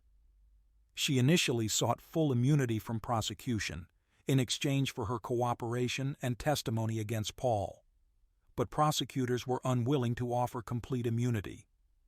Instead, after lengthy negotiations, a plea bargain was struck on the 14th of May in 1993. According to the terms of this agreement, Carla would plead guilty to 2 counts of manslaughter in the deaths of Leslie Mahaffey and Kristen French, and in exchange, she would receive a sentence of 12 years in prison and would be required to testify against Paul at his trial. This plea bargain was controversial from the beginning, with many observers believing that Carla's sentence was far too lenient given the severity of the crimes and her active participation in them. The controversy intensified dramatically when, several months after Carla's plea bargain had been finalized, Paul's defense lawyer discovered videotapes hidden in the home that Paul and Carla had shared. These tapes, which Paul had concealed in a light fixture in the bathroom, contained explicit documentation of the assaults on Tammy Homolka, Jane Doe, Leslie Mahaffey, and Kristen French. The discovery of these tapes revealed that Carla's portrayal of herself as an unwilling participant who had been coerced by an abusive husband was at best incomplete, and at worst deliberately misleading. The videotapes showed Carla actively participating in the assaults, appearing in many instances to be an enthusiastic participant, rather than a reluctant accomplice acting under duress. However, because the plea bargain had already been finalized and Carla had already pleaded guilty, prosecutors were legally bound by the agreement, and there was no mechanism to revoke it, even in light of the new evidence. This situation led to widespread public outrage and ongoing debate about whether Carla had manipulated the justice system to receive an inappropriately lenient sentence. The media scrutiny of the case was intense, with publication bans imposed during Carla's trial to protect Paul's right to a fair trial, adding to public frustration, as Canadians were largely prevented from learning details that were being widely reported in American media across the border. Paul Bernardo's trial began in May of 1995, more than 2 years after his arrest. He was charged with 2 counts each of kidnapping, unlawful confinement, aggravated sexual assault, and first-degree murder in the deaths of Leslie Mahaffey and Kristen French, as well as numerous other charges related to the sexual assaults he had committed as the Scarborough rapist. Carla testified against Paul, providing detailed accounts of the crimes and describing Paul as the dominant partner who had coerced her into participating. The defense attempted to discredit her testimony by highlighting inconsistencies in her accounts and by arguing that the videotape showed her as a willing participant rather than a victim. But the prosecution maintained that even if Carla had participated, Paul had been the driving force behind the crimes and bore primary responsibility for what had occurred. On the 1st of September in 1995, after deliberating on the evidence they had heard, the jury found Paul guilty on all counts. He was sentenced to life in prison with no possibility of parole for 25 years, the maximum sentence available under Canadian law at that time. Additionally, he was designated a dangerous offender, a legal classification that meant he would likely never be released from prison, even after becoming eligible for parole, as he would be required to demonstrate that he no longer posed a threat to public safety, a demonstration that he has consistently failed to make in subsequent parole hearings. He remains incarcerated and is kept in segregated housing due to threats from other inmates. Carla Homolka served her full 12-year sentence and was released from prison in July of 2005, a release that triggered intense media attention and public outrage, with many believing that justice had not been adequately served given the severity of her crimes and her active participation in the deaths of 3 young women. From the suburban neighborhoods of Ontario, where Carla Homolka and Paul Bernardo conducted their crimes in the early 1990s, the narrative shifts across the Atlantic Ocean to England, where decades earlier another partnership between a man and woman had resulted in a series of murders that would become among the most notorious in British criminal history, demonstrating once again that the capacity for extreme violence can emerge from relationships where 2 individuals amplify and enable each other's darkest impulses, creating a dynamic more dangerous than either might have been alone. Moving backward in time from the partnership crimes of recent decades to an earlier era that would become infamous for different but equally disturbing reasons, the narrative shifts to the industrial heartland of England in the 1960s, where 2 individuals whose names would become synonymous with evil conducted a series of murders that targeted children and adolescents, creating a legacy of horror that would haunt the nation for generations and establish patterns that criminologists would study for decades as they attempted to understand how 2 people could collaborate in committing acts that seemed to defy all conventional understanding of human empathy and moral constraints.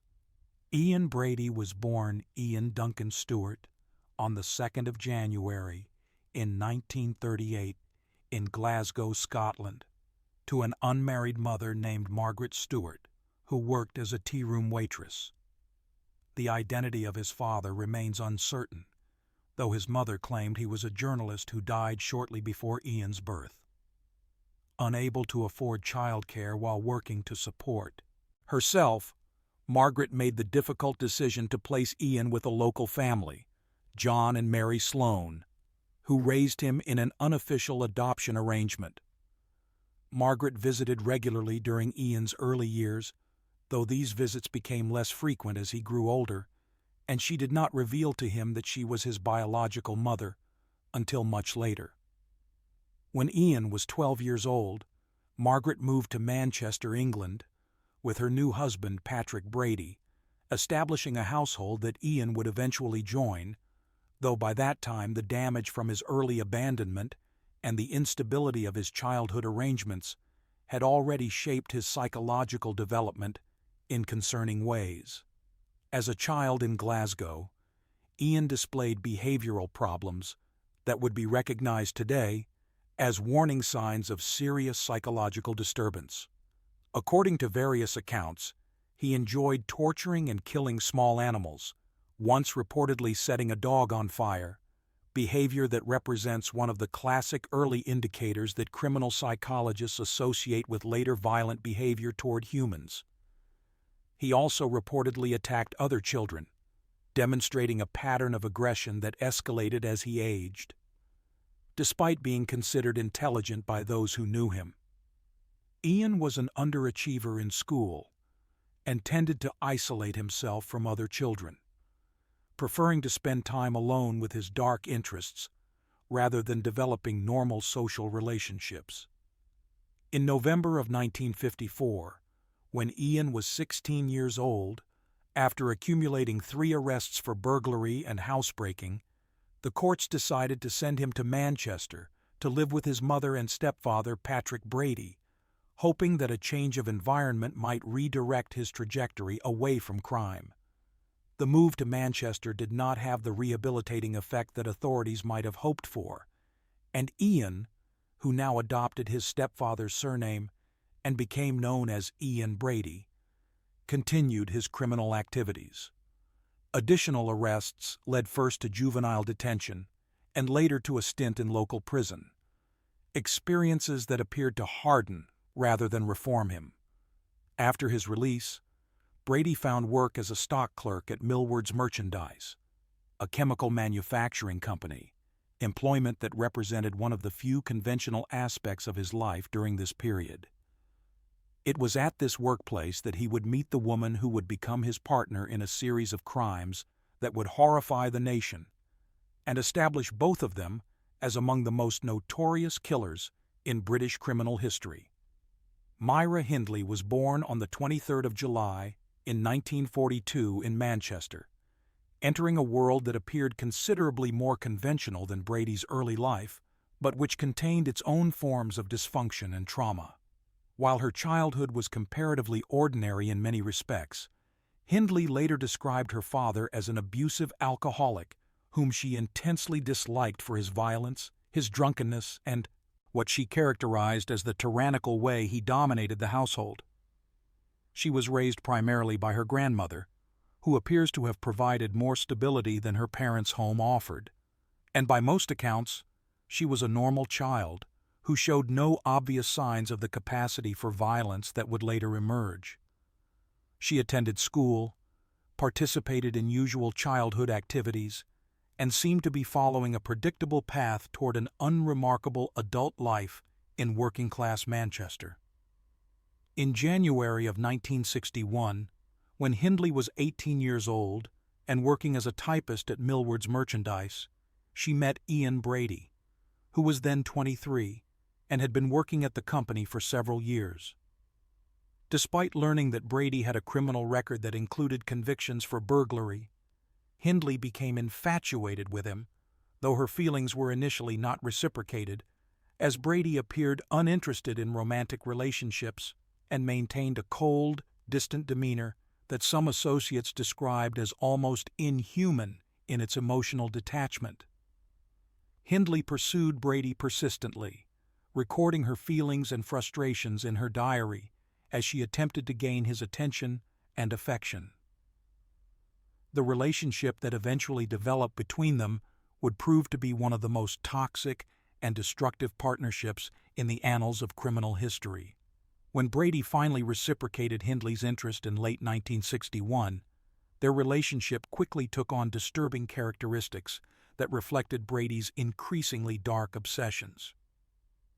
Their first date involved Brady taking Hindley to see a film about the Nuremberg trials of Nazi war criminals, reflecting his fascination with Nazi ideology and the capacity of human beings to commit systematic atrocities. Brady possessed an extensive collection of Nazi literature and spent considerable time studying accounts of Nazi crimes, apparently deriving intellectual and emotional satisfaction from contemplating organized violence and the complete domination of vulnerable victims by those with power over them. Hindley, rather than being repelled by these interests, appears to have embraced them as part of her effort to bond with Brady and to become the kind of person he would value and respect. During their lunch breaks at work, Brady and Hindley would read aloud to each other from books about Nazi atrocities, discussing the details of concentration camps, medical experiments, and mass murders with what witnesses described as disturbing enthusiasm. Hindley began to alter her physical appearance to conform to Brady's preferences, bleaching her naturally brown hair blonde to approximate what Brady considered the Aryan ideal, and adopting a style of dress and presentation that reflected his aesthetic preferences. The couple also discussed committing crimes together, initially fantasizing about robberies that would make them wealthy, but gradually moving toward discussions of more extreme violence, with Brady introducing the concept of what he called the perfect murder, a killing that would be so carefully planned and executed that it would never be solved. In June of 1963, Brady moved in with Hindley at her grandmother's house in Gorton, a neighborhood of Manchester, establishing a household where their increasingly disturbing fantasies would begin to transform into horrifying reality.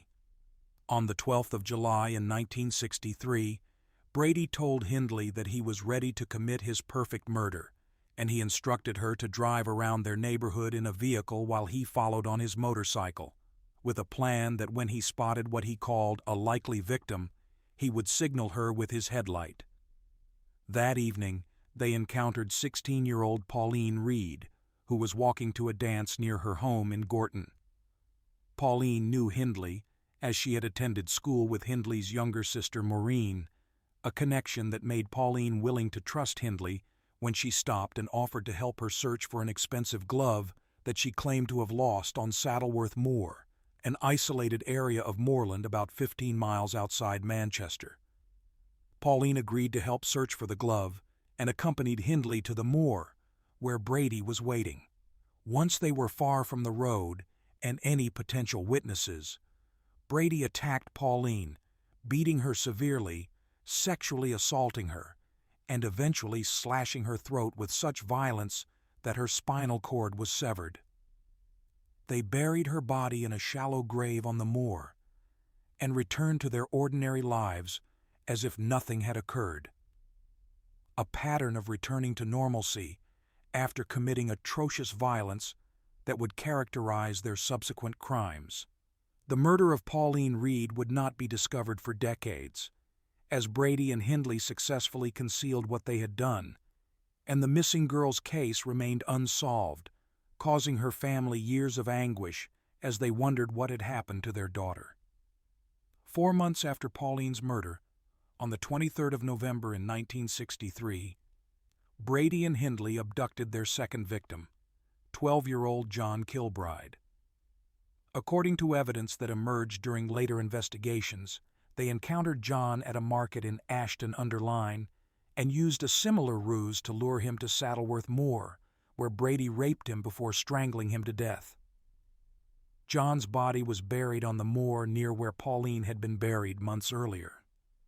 His disappearance triggered a massive search effort involving over 700 statements taken by police and 500 missing person posters distributed throughout the region, but no trace of him was found, and the investigation eventually stalled without identifying suspects. On the 16th of June in 1964, 12-year-old Keith Bennett became the third victim when Brady and Hindley abducted him while he was walking to his grandmother's house. They used the pretense of needing help carrying some packages to lure him into their vehicle, then drove him to Saddleworth Moor, where he was sexually assaulted, strangled, and buried. Keith's body, unlike those of some of the other victims, has never been found despite extensive searches conducted over the decades since his disappearance, leaving his family without the closure that comes from being able to lay a loved one's remains to rest properly. On the 26th of December in 1964, Boxing Day, a traditional holiday in Britain when families gather to celebrate, Brady and Hindley went to a fairground and encountered 10-year-old Leslie Ann Downey, who was there enjoying the festivities. They approached her with a request for help carrying some packages to their car, and when she agreed, they drove her to Hindley's grandmother's house rather than to Saddleworth Moor. In the house, they undressed Leslie, gagged her, and tied her up, forcing her to pose naked for photographs while recording her pleas for mercy on audio tape. The recording, which would later be played during their trial, captured Leslie begging them to let her go home to her mother, her voice filled with terror and desperation, as she repeatedly asked, what they were going to do with her. After subjecting her to prolonged torture and sexual assault, they killed her, and her body was buried on Saddleworth Moor alongside their other victims. The final victim in the series was 17-year-old Edward Evans, whose murder on the 6th of October in 1965 would prove to be the crime that finally led to Brady and Hindley's exposure and arrest. By this time, Brady had developed a close relationship with David Smith, who was married to Hindley's younger sister Maureen, and Brady appears to have been attempting to draw Smith into his circle of violence, perhaps seeking to create an accomplice, or simply to demonstrate his dominance and his willingness to act on impulses that others could only imagine. On the evening of October 6th, Brady invited Smith to come to the house to pick up some wine bottles, and Smith arrived expecting a routine social visit. Instead, while Smith was in the kitchen, Brady attacked Edward Evans in the living room with an axe, beating him to death with such ferocity that Smith could hear the screams and the sounds of violence through the walls. When Hindley called for Smith to help, he entered the living room and witnessed Brady standing over Edward's dying body, continuing to strike him even as life drained away. Brady then strangled Edward with an electrical cord, apparently to accelerate the process of death, and afterward made jokes about the mess they had created. Brady and Hindley then told Smith about other victims buried on the moors, apparently believing that his witnessing of this murder would bind him to them through complicity and fear. Smith, concealing his horror and revulsion, helped them clean up the scene, but as soon as he was able to leave the house, he returned home to his wife and, the following morning, contacted the police to report what he had witnessed. Police arrived at the house Brady and Hindley shared on the 7th of October and discovered Edward Evans' body wrapped in plastic in an upstairs bedroom. Brady was arrested immediately, though he claimed that Evans' death had resulted from a fight that had erupted between himself, Evans, and Smith, denying that it had been premeditated murder and attempting to shift blame onto Smith for parts of what had occurred. Hindley was initially not arrested, as Brady maintained that she had not been involved in the killing and had only been present in the house while the violence occurred elsewhere. She remained at liberty for 4 days until police found a notebook in her car that contained detailed plans for the murder, demonstrating that she had been an active participant in the planning rather than a passive witness to Brady's violence. The investigation might have ended with charges only related to Edward Evans's murder, if Smith had not mentioned Brady's claims about other bodies being buried on Saddleworth Moor. This information prompted police to begin searching the moor, and on the 16th of October in 1965, they discovered the body of Leslie Ann Downey buried in a shallow grave.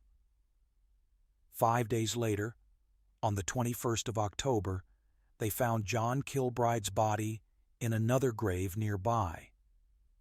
The discovery of these 2 children's remains transformed the case from a single murder investigation into a serial killing case that would shock the entire nation when the full details emerged during the subsequent trial. Brady and Hindley were charged with 3 counts of murder for the deaths of Edward Evans, Leslie Ann Downey, and John Kilbride. At the time of their arrest and trial, police did not yet know about the murders of Pauline Reed and Keith Bennett, as Brady and Hindley did not initially confess to those crimes, leaving those victims' families to continue wondering what had happened to their children. The trial began on the 19th of April in 1966 at Chester Assizes, and it lasted 14 days, during which the prosecution presented extensive evidence, including the photographs that Brady had taken of Leslie Ann Downey and the audio recording of her pleading for her life. Evidence that proved particularly devastating in demonstrating the sadistic nature of what had been done to this child. Both Brady and Hindley pleaded not guilty to the charges, with Hindley claiming that she had been present during some of the events, but had not participated in the actual killings, and had been too frightened of Brady to intervene or to report what he was doing to authorities. The defense attempted to portray Hindley as a victim of Brady's manipulation and domination, arguing that she had been essentially brainwashed by a man who held complete psychological control over her. However, the photographic evidence showing Hindley posing on the graves of victims and the testimony of witnesses about her apparent enthusiasm for the crimes undermined these claims and suggested that she had been a willing and active participant rather than a coerced accomplice. On the 6th of May in 1966, after deliberating on the evidence, the jury found Brady guilty of all 3 murders and found Hindley guilty of 2 murders, those of Leslie Ann Downey and Edward Evans, while also convicting her of harboring Brady in the knowledge that he had killed John Kilbride. Both were sentenced to life imprisonment with a recommendation that they serve at least 30 years before being considered for parole, though subsequent Home Secretaries would repeatedly increase the minimum term, eventually making it clear that neither would ever be released. The trial had occurred just weeks after Britain had abolished capital punishment, sparing Brady and Hindley from execution, but ensuring that they would spend the remainder of their lives in prison. For nearly 2 decades following their conviction, Brady and Hindley maintained their silence about the other victims, leaving Pauline Reed's and Keith Bennett's families without answers about what had happened to their children. In 1985, Brady finally confessed to the murders of Pauline Reed and Keith Bennett, and the investigation was reopened. Both Brady and Hindley were taken to Saddleworth Moor by investigators to help locate the burial sites. On the 1st of July in 1987, Pauline Reed's remains were finally discovered, allowing her family to bring her home for burial more than 2 decades after her death. However, despite extensive searches guided by Brady's descriptions of where he believed Keith Bennett had been buried, Keith's body was never found, and his remains presumably still lie somewhere on the moor, denying his family the closure that comes from being able to properly lay a loved one to rest. Myra Hindley spent the final decades of her life attempting to secure early release from prison, arguing that she had been reformed, that she was deeply remorseful for what she had done, and that she had been a victim of Brady's manipulation, who would never have committed such crimes without his influence. Many prominent figures, including some members of the clergy and criminal justice reform advocates, supported her applications for parole, arguing that she had genuinely changed and that keeping her imprisoned served no purpose beyond satisfying public demand for vengeance. However, victims' families and the general public opposed her release with extraordinary intensity, and successive Home Secretaries refused to grant parole, with some explicitly stating that she would die in prison regardless of whether she had been reformed. Hindley died of bronchial pneumonia on the 16th of November in 2002 at the age of 60 while incarcerated at High Point Prison in Suffolk. Brady died on the 15th of May in 2017 at the age of 79 from complications of chest and lung conditions while detained at Ashworth Hospital, a high-security psychiatric facility where he had been held for decades. The Moors murders, as they became known, had a profound and lasting impact on British society and culture, fundamentally altering public perceptions about the capacity for evil that could exist behind seemingly ordinary facades. The case established new protocols for how police investigate missing children, and demonstrated the importance of considering that seemingly unconnected disappearances might be the work of serial killers operating in specific geographic areas. The image of Hindley, particularly a police photograph taken shortly after her arrest, showing her with bleached blonde hair and a cold, defiant expression, became one of the most recognizable and disturbing images in British criminal history, reproduced in countless media accounts and coming to symbolize female participation in violent crime. From the moors of northern England, where Brady and Hindley conducted their crimes in the 1960s, the narrative remains in England, but moves forward in time to the 1970s and 80s, to the city of Gloucester, where another couple would establish a pattern of violence that in some ways paralleled the Moors murders, while in other ways represented an even more sustained campaign of terror that would claim the lives of at least 12 young women and girls, many of whom were vulnerable individuals living at society's margins, and some of whom were members of the killer's own family, demonstrating once again how partnerships in violence can create dynamics more dangerous than either individual might have been alone. Frederick Walter Stephen West was born on the 29th of September in 1941 in Much Marcle, Herefordshire, England, into a family that he would later describe as marked by incest and sexual abuse, though these claims have been disputed by other family members who present a very different picture of his upbringing.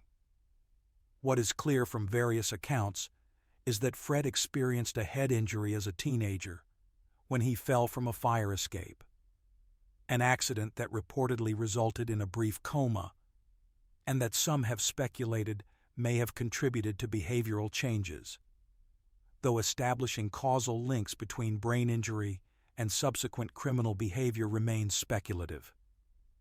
He left school at age 15 with minimal education and worked various manual labor jobs, demonstrating considerable skill in construction and renovation work that would later play a role in concealing his crimes. Fred's early adult life was marked by a series of relationships and brushes with the law. His first serious girlfriend became pregnant, but she died in a car accident before they could marry. He subsequently married Catherine Costello, known as Raina, in 1962, when she was pregnant with another man's child. Fred adopted the child, a daughter named Charmaine, and the couple had another daughter together named Anna Marie. The marriage was troubled from the start, characterized by domestic violence, infidelity on both sides, and Fred's increasingly aberrant sexual behavior. Rena worked as a prostitute at various times during their relationship, and according to later testimony, Fred encouraged this activity and may have participated in sexual assaults against women Rena brought to their home. Rosemary Pauline Letts was born on the 29th of November in 1953 in Barnstable, Devon, entering a household marked by mental illness and violence. Her mother suffered from severe depression and received electroshock therapy while pregnant with Rose, a treatment that some have speculated might have affected the developing fetus, though again such connections remain speculative. Her father was described as a violent man with obsessive tendencies who subjected the family to strict control and physical punishment. Rose's childhood appears to have been marked by sexual abuse, though the exact nature and extent remains unclear from conflicting accounts. What is documented is that she displayed hypersexual behavior from a young age, behavior that concerned teachers and social workers who interacted with her during her school years. Rose met Fred West in 1968 when she was just 15 years old, and he was 27, already married to Rena, though separated, and living with his two daughters, Charmaine and Anna Marie. Despite the significant age difference and Fred's marital status, Rose moved in with Fred, and their relationship developed quickly. Rose appears to have embraced Fred's sexual demands and his interest in what he called unconventional practices, which included acts of bondage, sadism, and the involvement of other partners. When Rose became pregnant in 1970, her father attempted to intervene and have Fred prosecuted for statutory rape and for involvement with a minor, but Rose refused to cooperate with authorities, demonstrating a loyalty to Fred that would characterize their relationship throughout the years that followed. In 1971, while Fred was serving a brief prison sentence for theft and failure to pay fines, 8-year-old Charmaine disappeared from the household where she had been living with Rose. When Fred was released, and neighbors inquired about Charmaine's whereabouts, Fred and Rose claimed that Rena, the child's mother, had come and taken her away. In reality, as would be discovered decades later, Charmaine had been murdered and buried beneath the kitchen floor of the house where they were living. The exact circumstances of her death remain unclear, with questions about whether Rose acted alone or whether Fred had been involved despite being incarcerated at the time. What this death demonstrates is that Rose was capable of lethal violence independent of Fred's direct supervision, a fact that would become important in later evaluations of her culpability. Fred and Rose married in January of 1972, after Fred's divorce from Rena was finalized. In 1972, they moved to 25 Cromwell Street in Gloucester, a three-story house that would become known as the House of Horrors. Over the following years, Fred converted the basement into a soundproofed room equipped with various restraints and implements that the couple would use in sexually assaulting victims. Rose worked as a prostitute from the house, seeing clients in upstairs rooms, while Fred often watched through peepholes he had drilled in the walls. The couple also had several children together, eventually raising a large family in the house where their most horrific crimes were being committed. The first victim killed at Cromwell Street appears to have been Linda Goff, a 20-year-old seamstress who moved into the house as a lodger in April of 1973 and disappeared shortly afterward. When Linda's family came looking for her, Rose answered the door wearing some of Linda's clothes, telling them that Linda had moved out. The family accepted this explanation, unaware that Linda's body had already been buried in the garage beneath where they stood. This pattern of burying victims on the property would continue for years, with Fred's construction skills allowing him to quickly conceal bodies beneath floors, in crawl spaces, and in the garden. Additional victims during the 1970s included 15-year-old Carol Ann Cooper, who disappeared in November 1973 after leaving a cinema, 21-year-old Lucy Partington, a university student who disappeared in December 1973 while waiting for a bus, Therese Siegenthaler, a 21-year-old student from Switzerland who disappeared while hitchhiking in April 1974, and Shirley Hubbard, a 15-year-old who vanished in November 1974. Each of these young women was abducted, brought to Cromwell Street, subjected to prolonged sexual assault and torture involving both Fred and Rose, and then murdered and buried on the property. The couple's ability to continue these crimes undetected for so long stemmed partly from their selection of victims who were vulnerable, transient, or estranged from their families, individuals whose disappearances might not trigger immediate intensive investigation.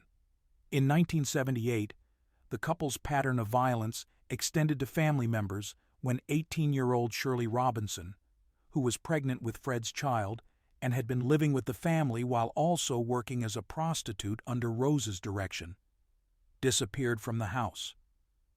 Evidence would later suggest that Rose had become jealous of Fred's relationship with Shirley and had insisted on her removal. Shirley's body was found buried in the garden, still, carrying the fetus she had been expecting. The following year, in 1979, Allison Chambers, a 16-year-old who had been living at Cromwell Street, also disappeared and was buried in the garden.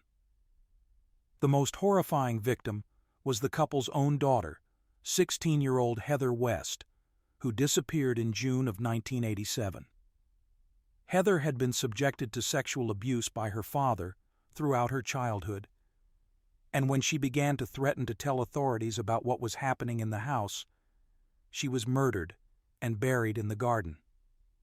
When friends and relatives asked about Heather, Fred and Rose claimed she had run away or moved out, using the same explanations that had worked with previous victims. They would later make jokes to their other children about Heather being under the patio, comments that the children initially interpreted as dark humor rather than literal truth. The investigation that would finally expose the West's crimes began in August of 1992, when one of their children made allegations of sexual abuse to police.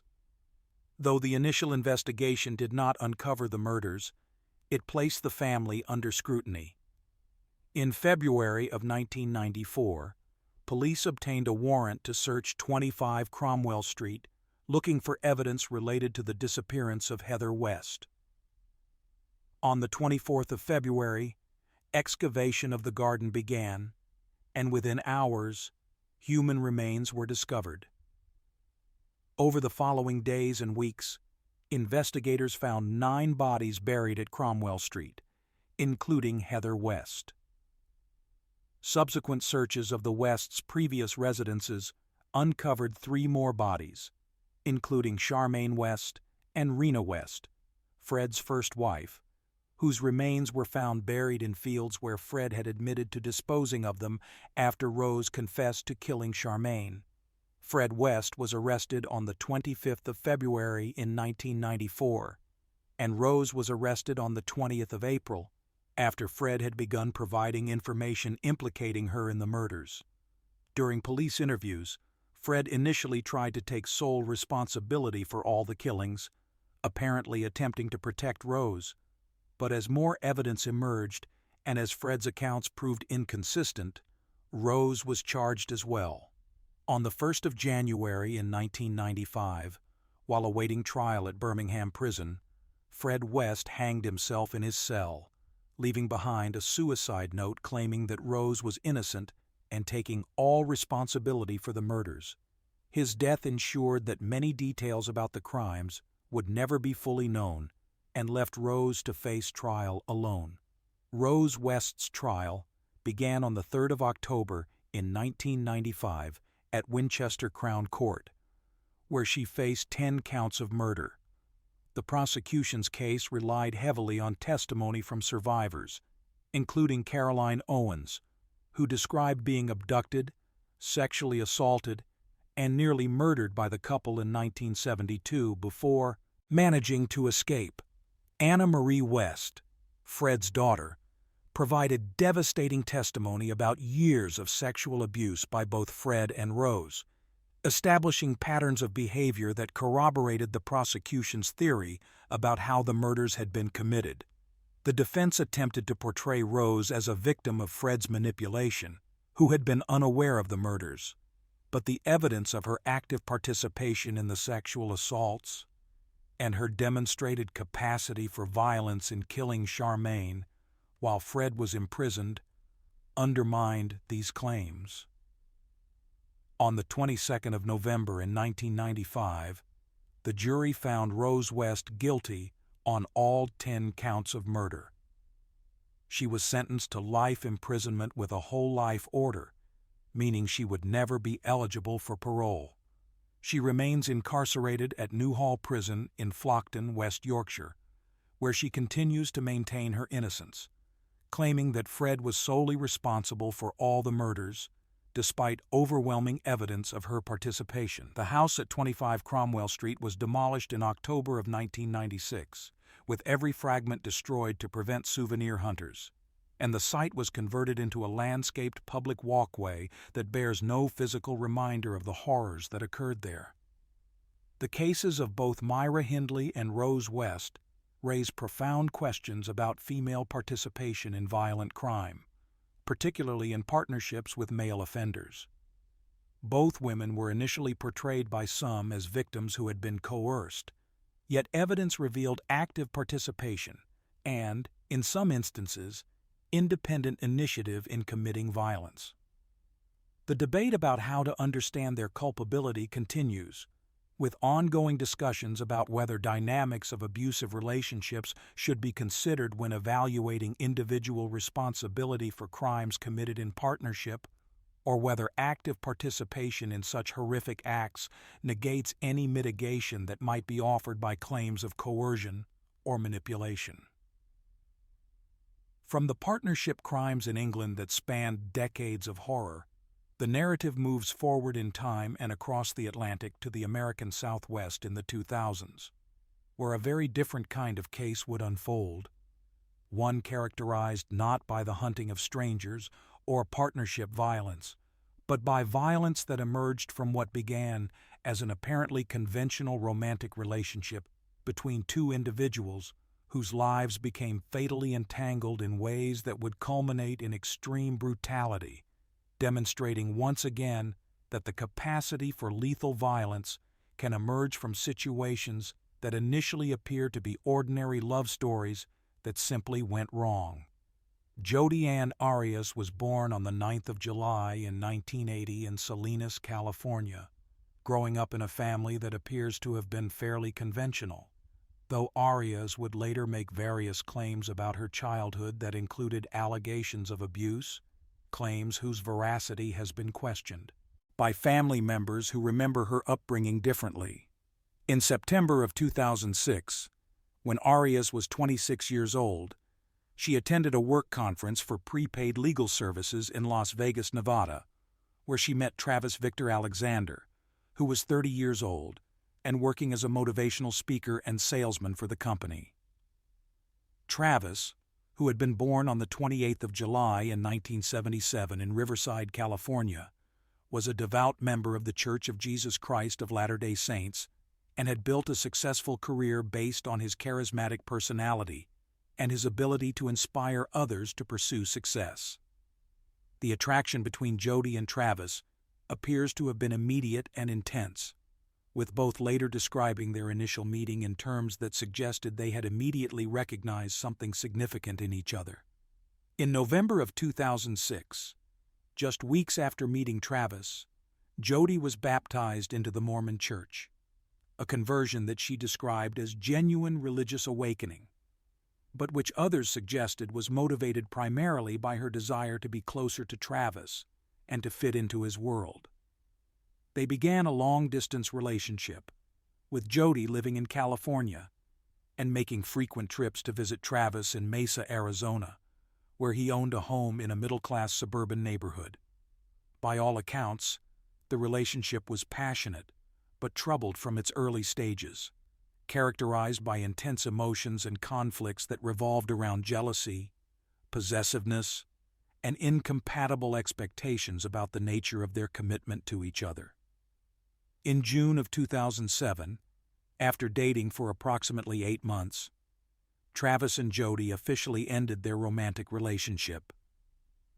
Though they continued to maintain contact and continued to have a sexual relationship that they kept hidden from their Mormon friends and associates, as such activity outside marriage violated church teachings. This continuation of physical intimacy, while publicly presenting themselves as merely friends, created an unstable situation characterized by mixed signals, unmet expectations, and increasing tensions. Following their official breakup, Jodi moved to Mesa, Arizona, where she worked as a waitress and also cleaned Travis's home for extra money, maintaining close physical proximity to him despite the supposedly ended relationship. In the spring of 2008, she moved back to California, returning to live with her grandparents in Wairika, but she and Travis continued to communicate frequently by phone, text message, and email, maintaining a connection that appeared to be intensifying even as Travis began dating other women more seriously, moving toward the possibility of finding someone with whom he might build the kind of marriage and family life that was central to his Mormon faith.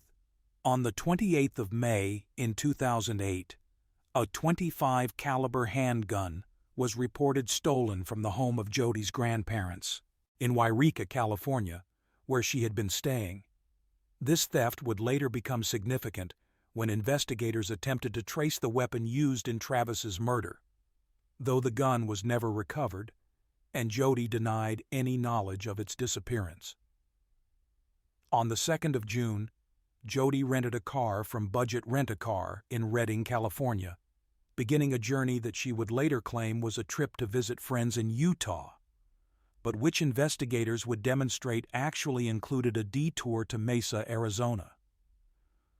On the 4th of June in 2008, Travis Alexander was killed in his home in Mesa.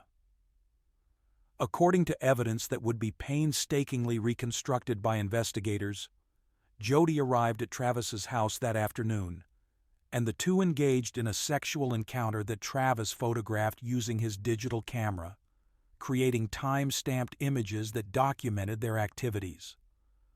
Later, Jody took photographs of Travis showering, again with timestamps that would prove crucial to establishing the timeline of what occurred. At approximately 5:30 in the afternoon, the final photographs taken with Travis's camera showed him in the shower seconds before he was killed, and then the camera was dropped, taking accidental photographs that captured images of Travis's body and Jody dragging his corpse across the bathroom floor. Travis suffered horrific injuries during his death, receiving 27 stab wounds throughout his body, a slit throat that nearly decapitated him, and a gunshot wound to his forehead. The medical examiner who conducted the autopsy would later testify that the defensive wounds on Travis's hands indicated that he had been conscious and attempting to fight off his attacker during at least part of the assault, experiencing a prolonged and terrifying death. After killing Travis, Jody placed his body in the shower, cleaned the scene to remove evidence, and put the camera in the washing machine, apparently attempting to destroy the photographic evidence, though the memory card survived and provided investigators with crucial documentation of what had occurred. Travis's body was not discovered until the 9th of June, 5 days after his death, when friends went to his house concerned that they had not heard from him and found him deceased in his shower. The decomposition that had occurred during those 5 days complicated some aspects of the investigation, but the physical evidence that Jody had left behind, including her hair and a bloody palm print, provided clear indications of her presence at the crime scene. Investigators also recovered Travis's camera from the washing machine and were able to extract the photographs from its memory card, providing them with a detailed timeline of events leading up to the murder. The investigation proceeded with gathering evidence, even as Jody maintained various denials and changing accounts of what had occurred. Eventually, in 2009, Jody changed her story, this time claiming that she had indeed been present when Travis died and had indeed been the one who killed him, but that she had done so in self-defense after Travis became violent during an argument. This final version of events would form the basis of her defense at trial, though the multiple changes in her account had already severely damaged her credibility with investigators and with the public who had been following the case through media coverage. The trial itself began on the 2nd of January in 2013 and would last for 4 months, becoming one of the most heavily publicized trials of the decade. Cameras were present in the courtroom, and every day's proceedings were broadcast live on television, drawing millions of viewers who became deeply invested in the case. Jody testified in her own defense for a total of 18 days, an extraordinarily long period of testimony that represented a calculated risk by the defense team. During her testimony, she described a relationship with Travis that she characterized as increasingly abusive, claiming that he had been violent toward her on multiple occasions, and that on the day of his death, he had attacked her in a rage after she accidentally dropped his camera.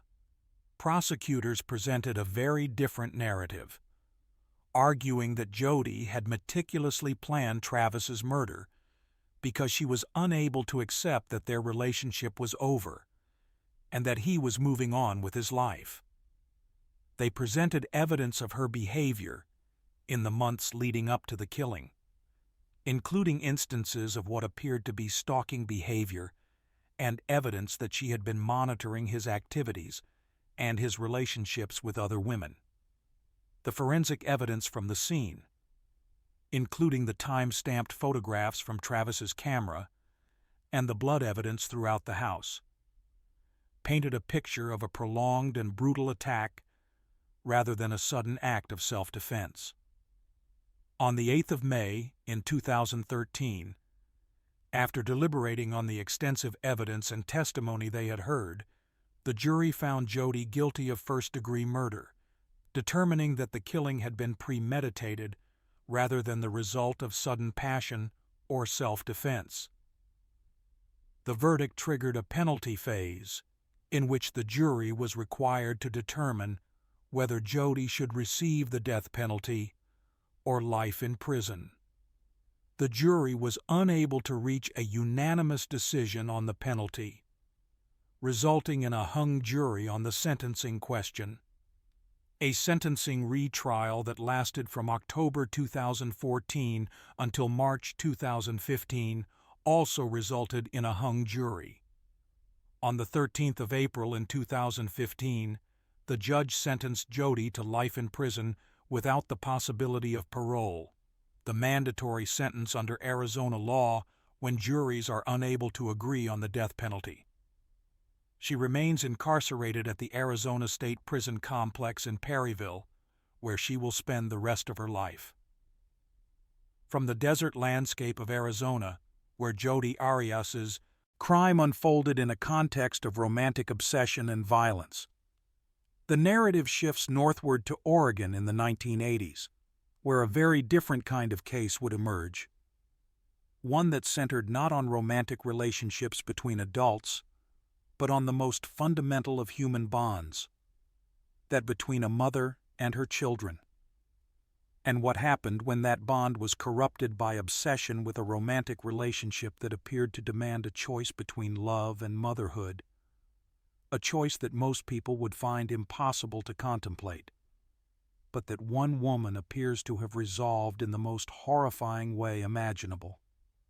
Elizabeth Diane Downs, known as Diane, was born on the 7th of August in 1955 in Phoenix, Arizona, entering a world that from the outside appeared conventionally middle class, but which she would later characterize as marked by abuse, though the nature and extent of that abuse has been the subject of conflicting accounts, with her parents denying her claims and presenting their own version of her childhood as unremarkable. She married Steve Downs in November of 1973, when she was 18 years old, and the couple went on to have 3 children together: Christy Ann, born in October of 1974; Cheryl Lynn, born in January of 1976; and Stephen Daniel, known as Danny, born in December of 1979. The marriage was reportedly troubled from early on, with both partners engaging in extramarital affairs, and with tensions arising from financial pressures and incompatible expectations about family life.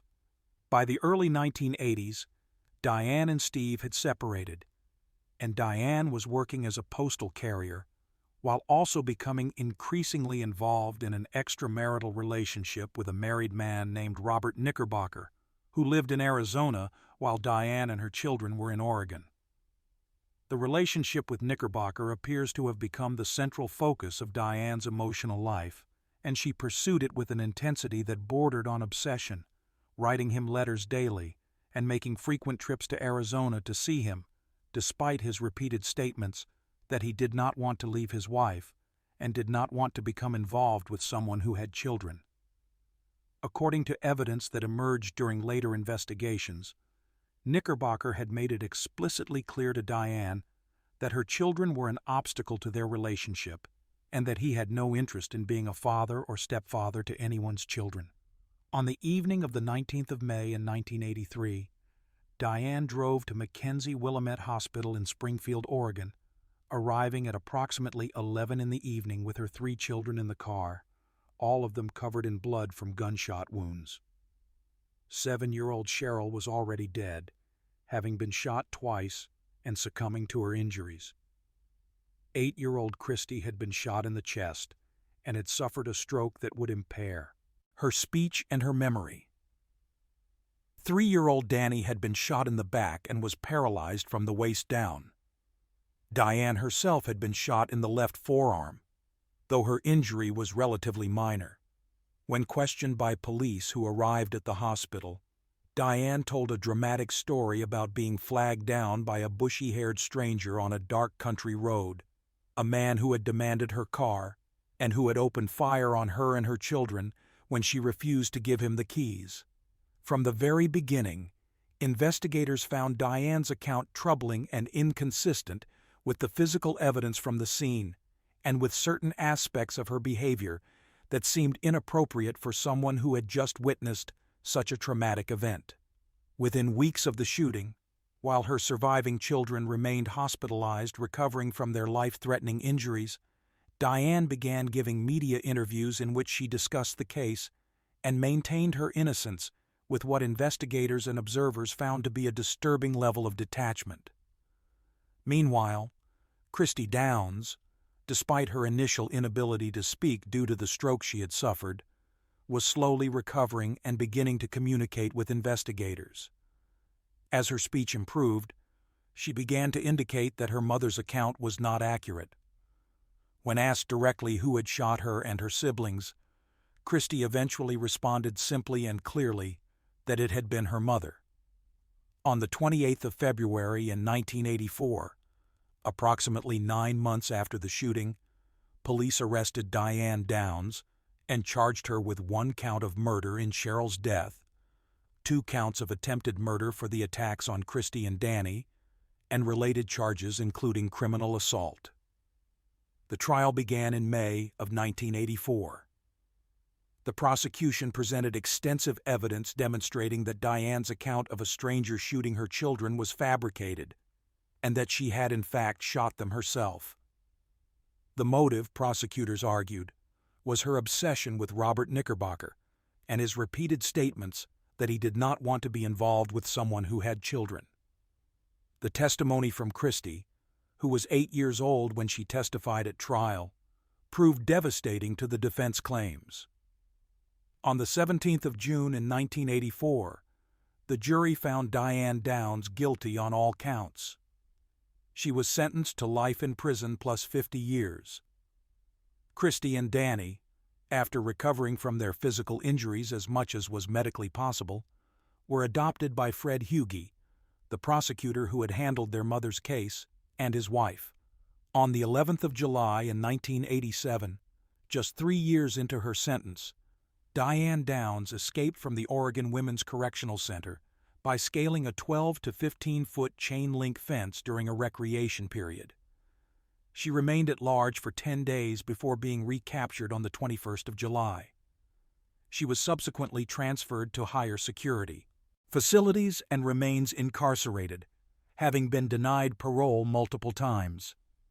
She maintains her innocence to this day. From Oregon, where Diane Downs committed her crimes in 1983. The narrative shifts southward to California and the city of San Diego, where another case of extreme violence within a family context would unfold in the late 1980s.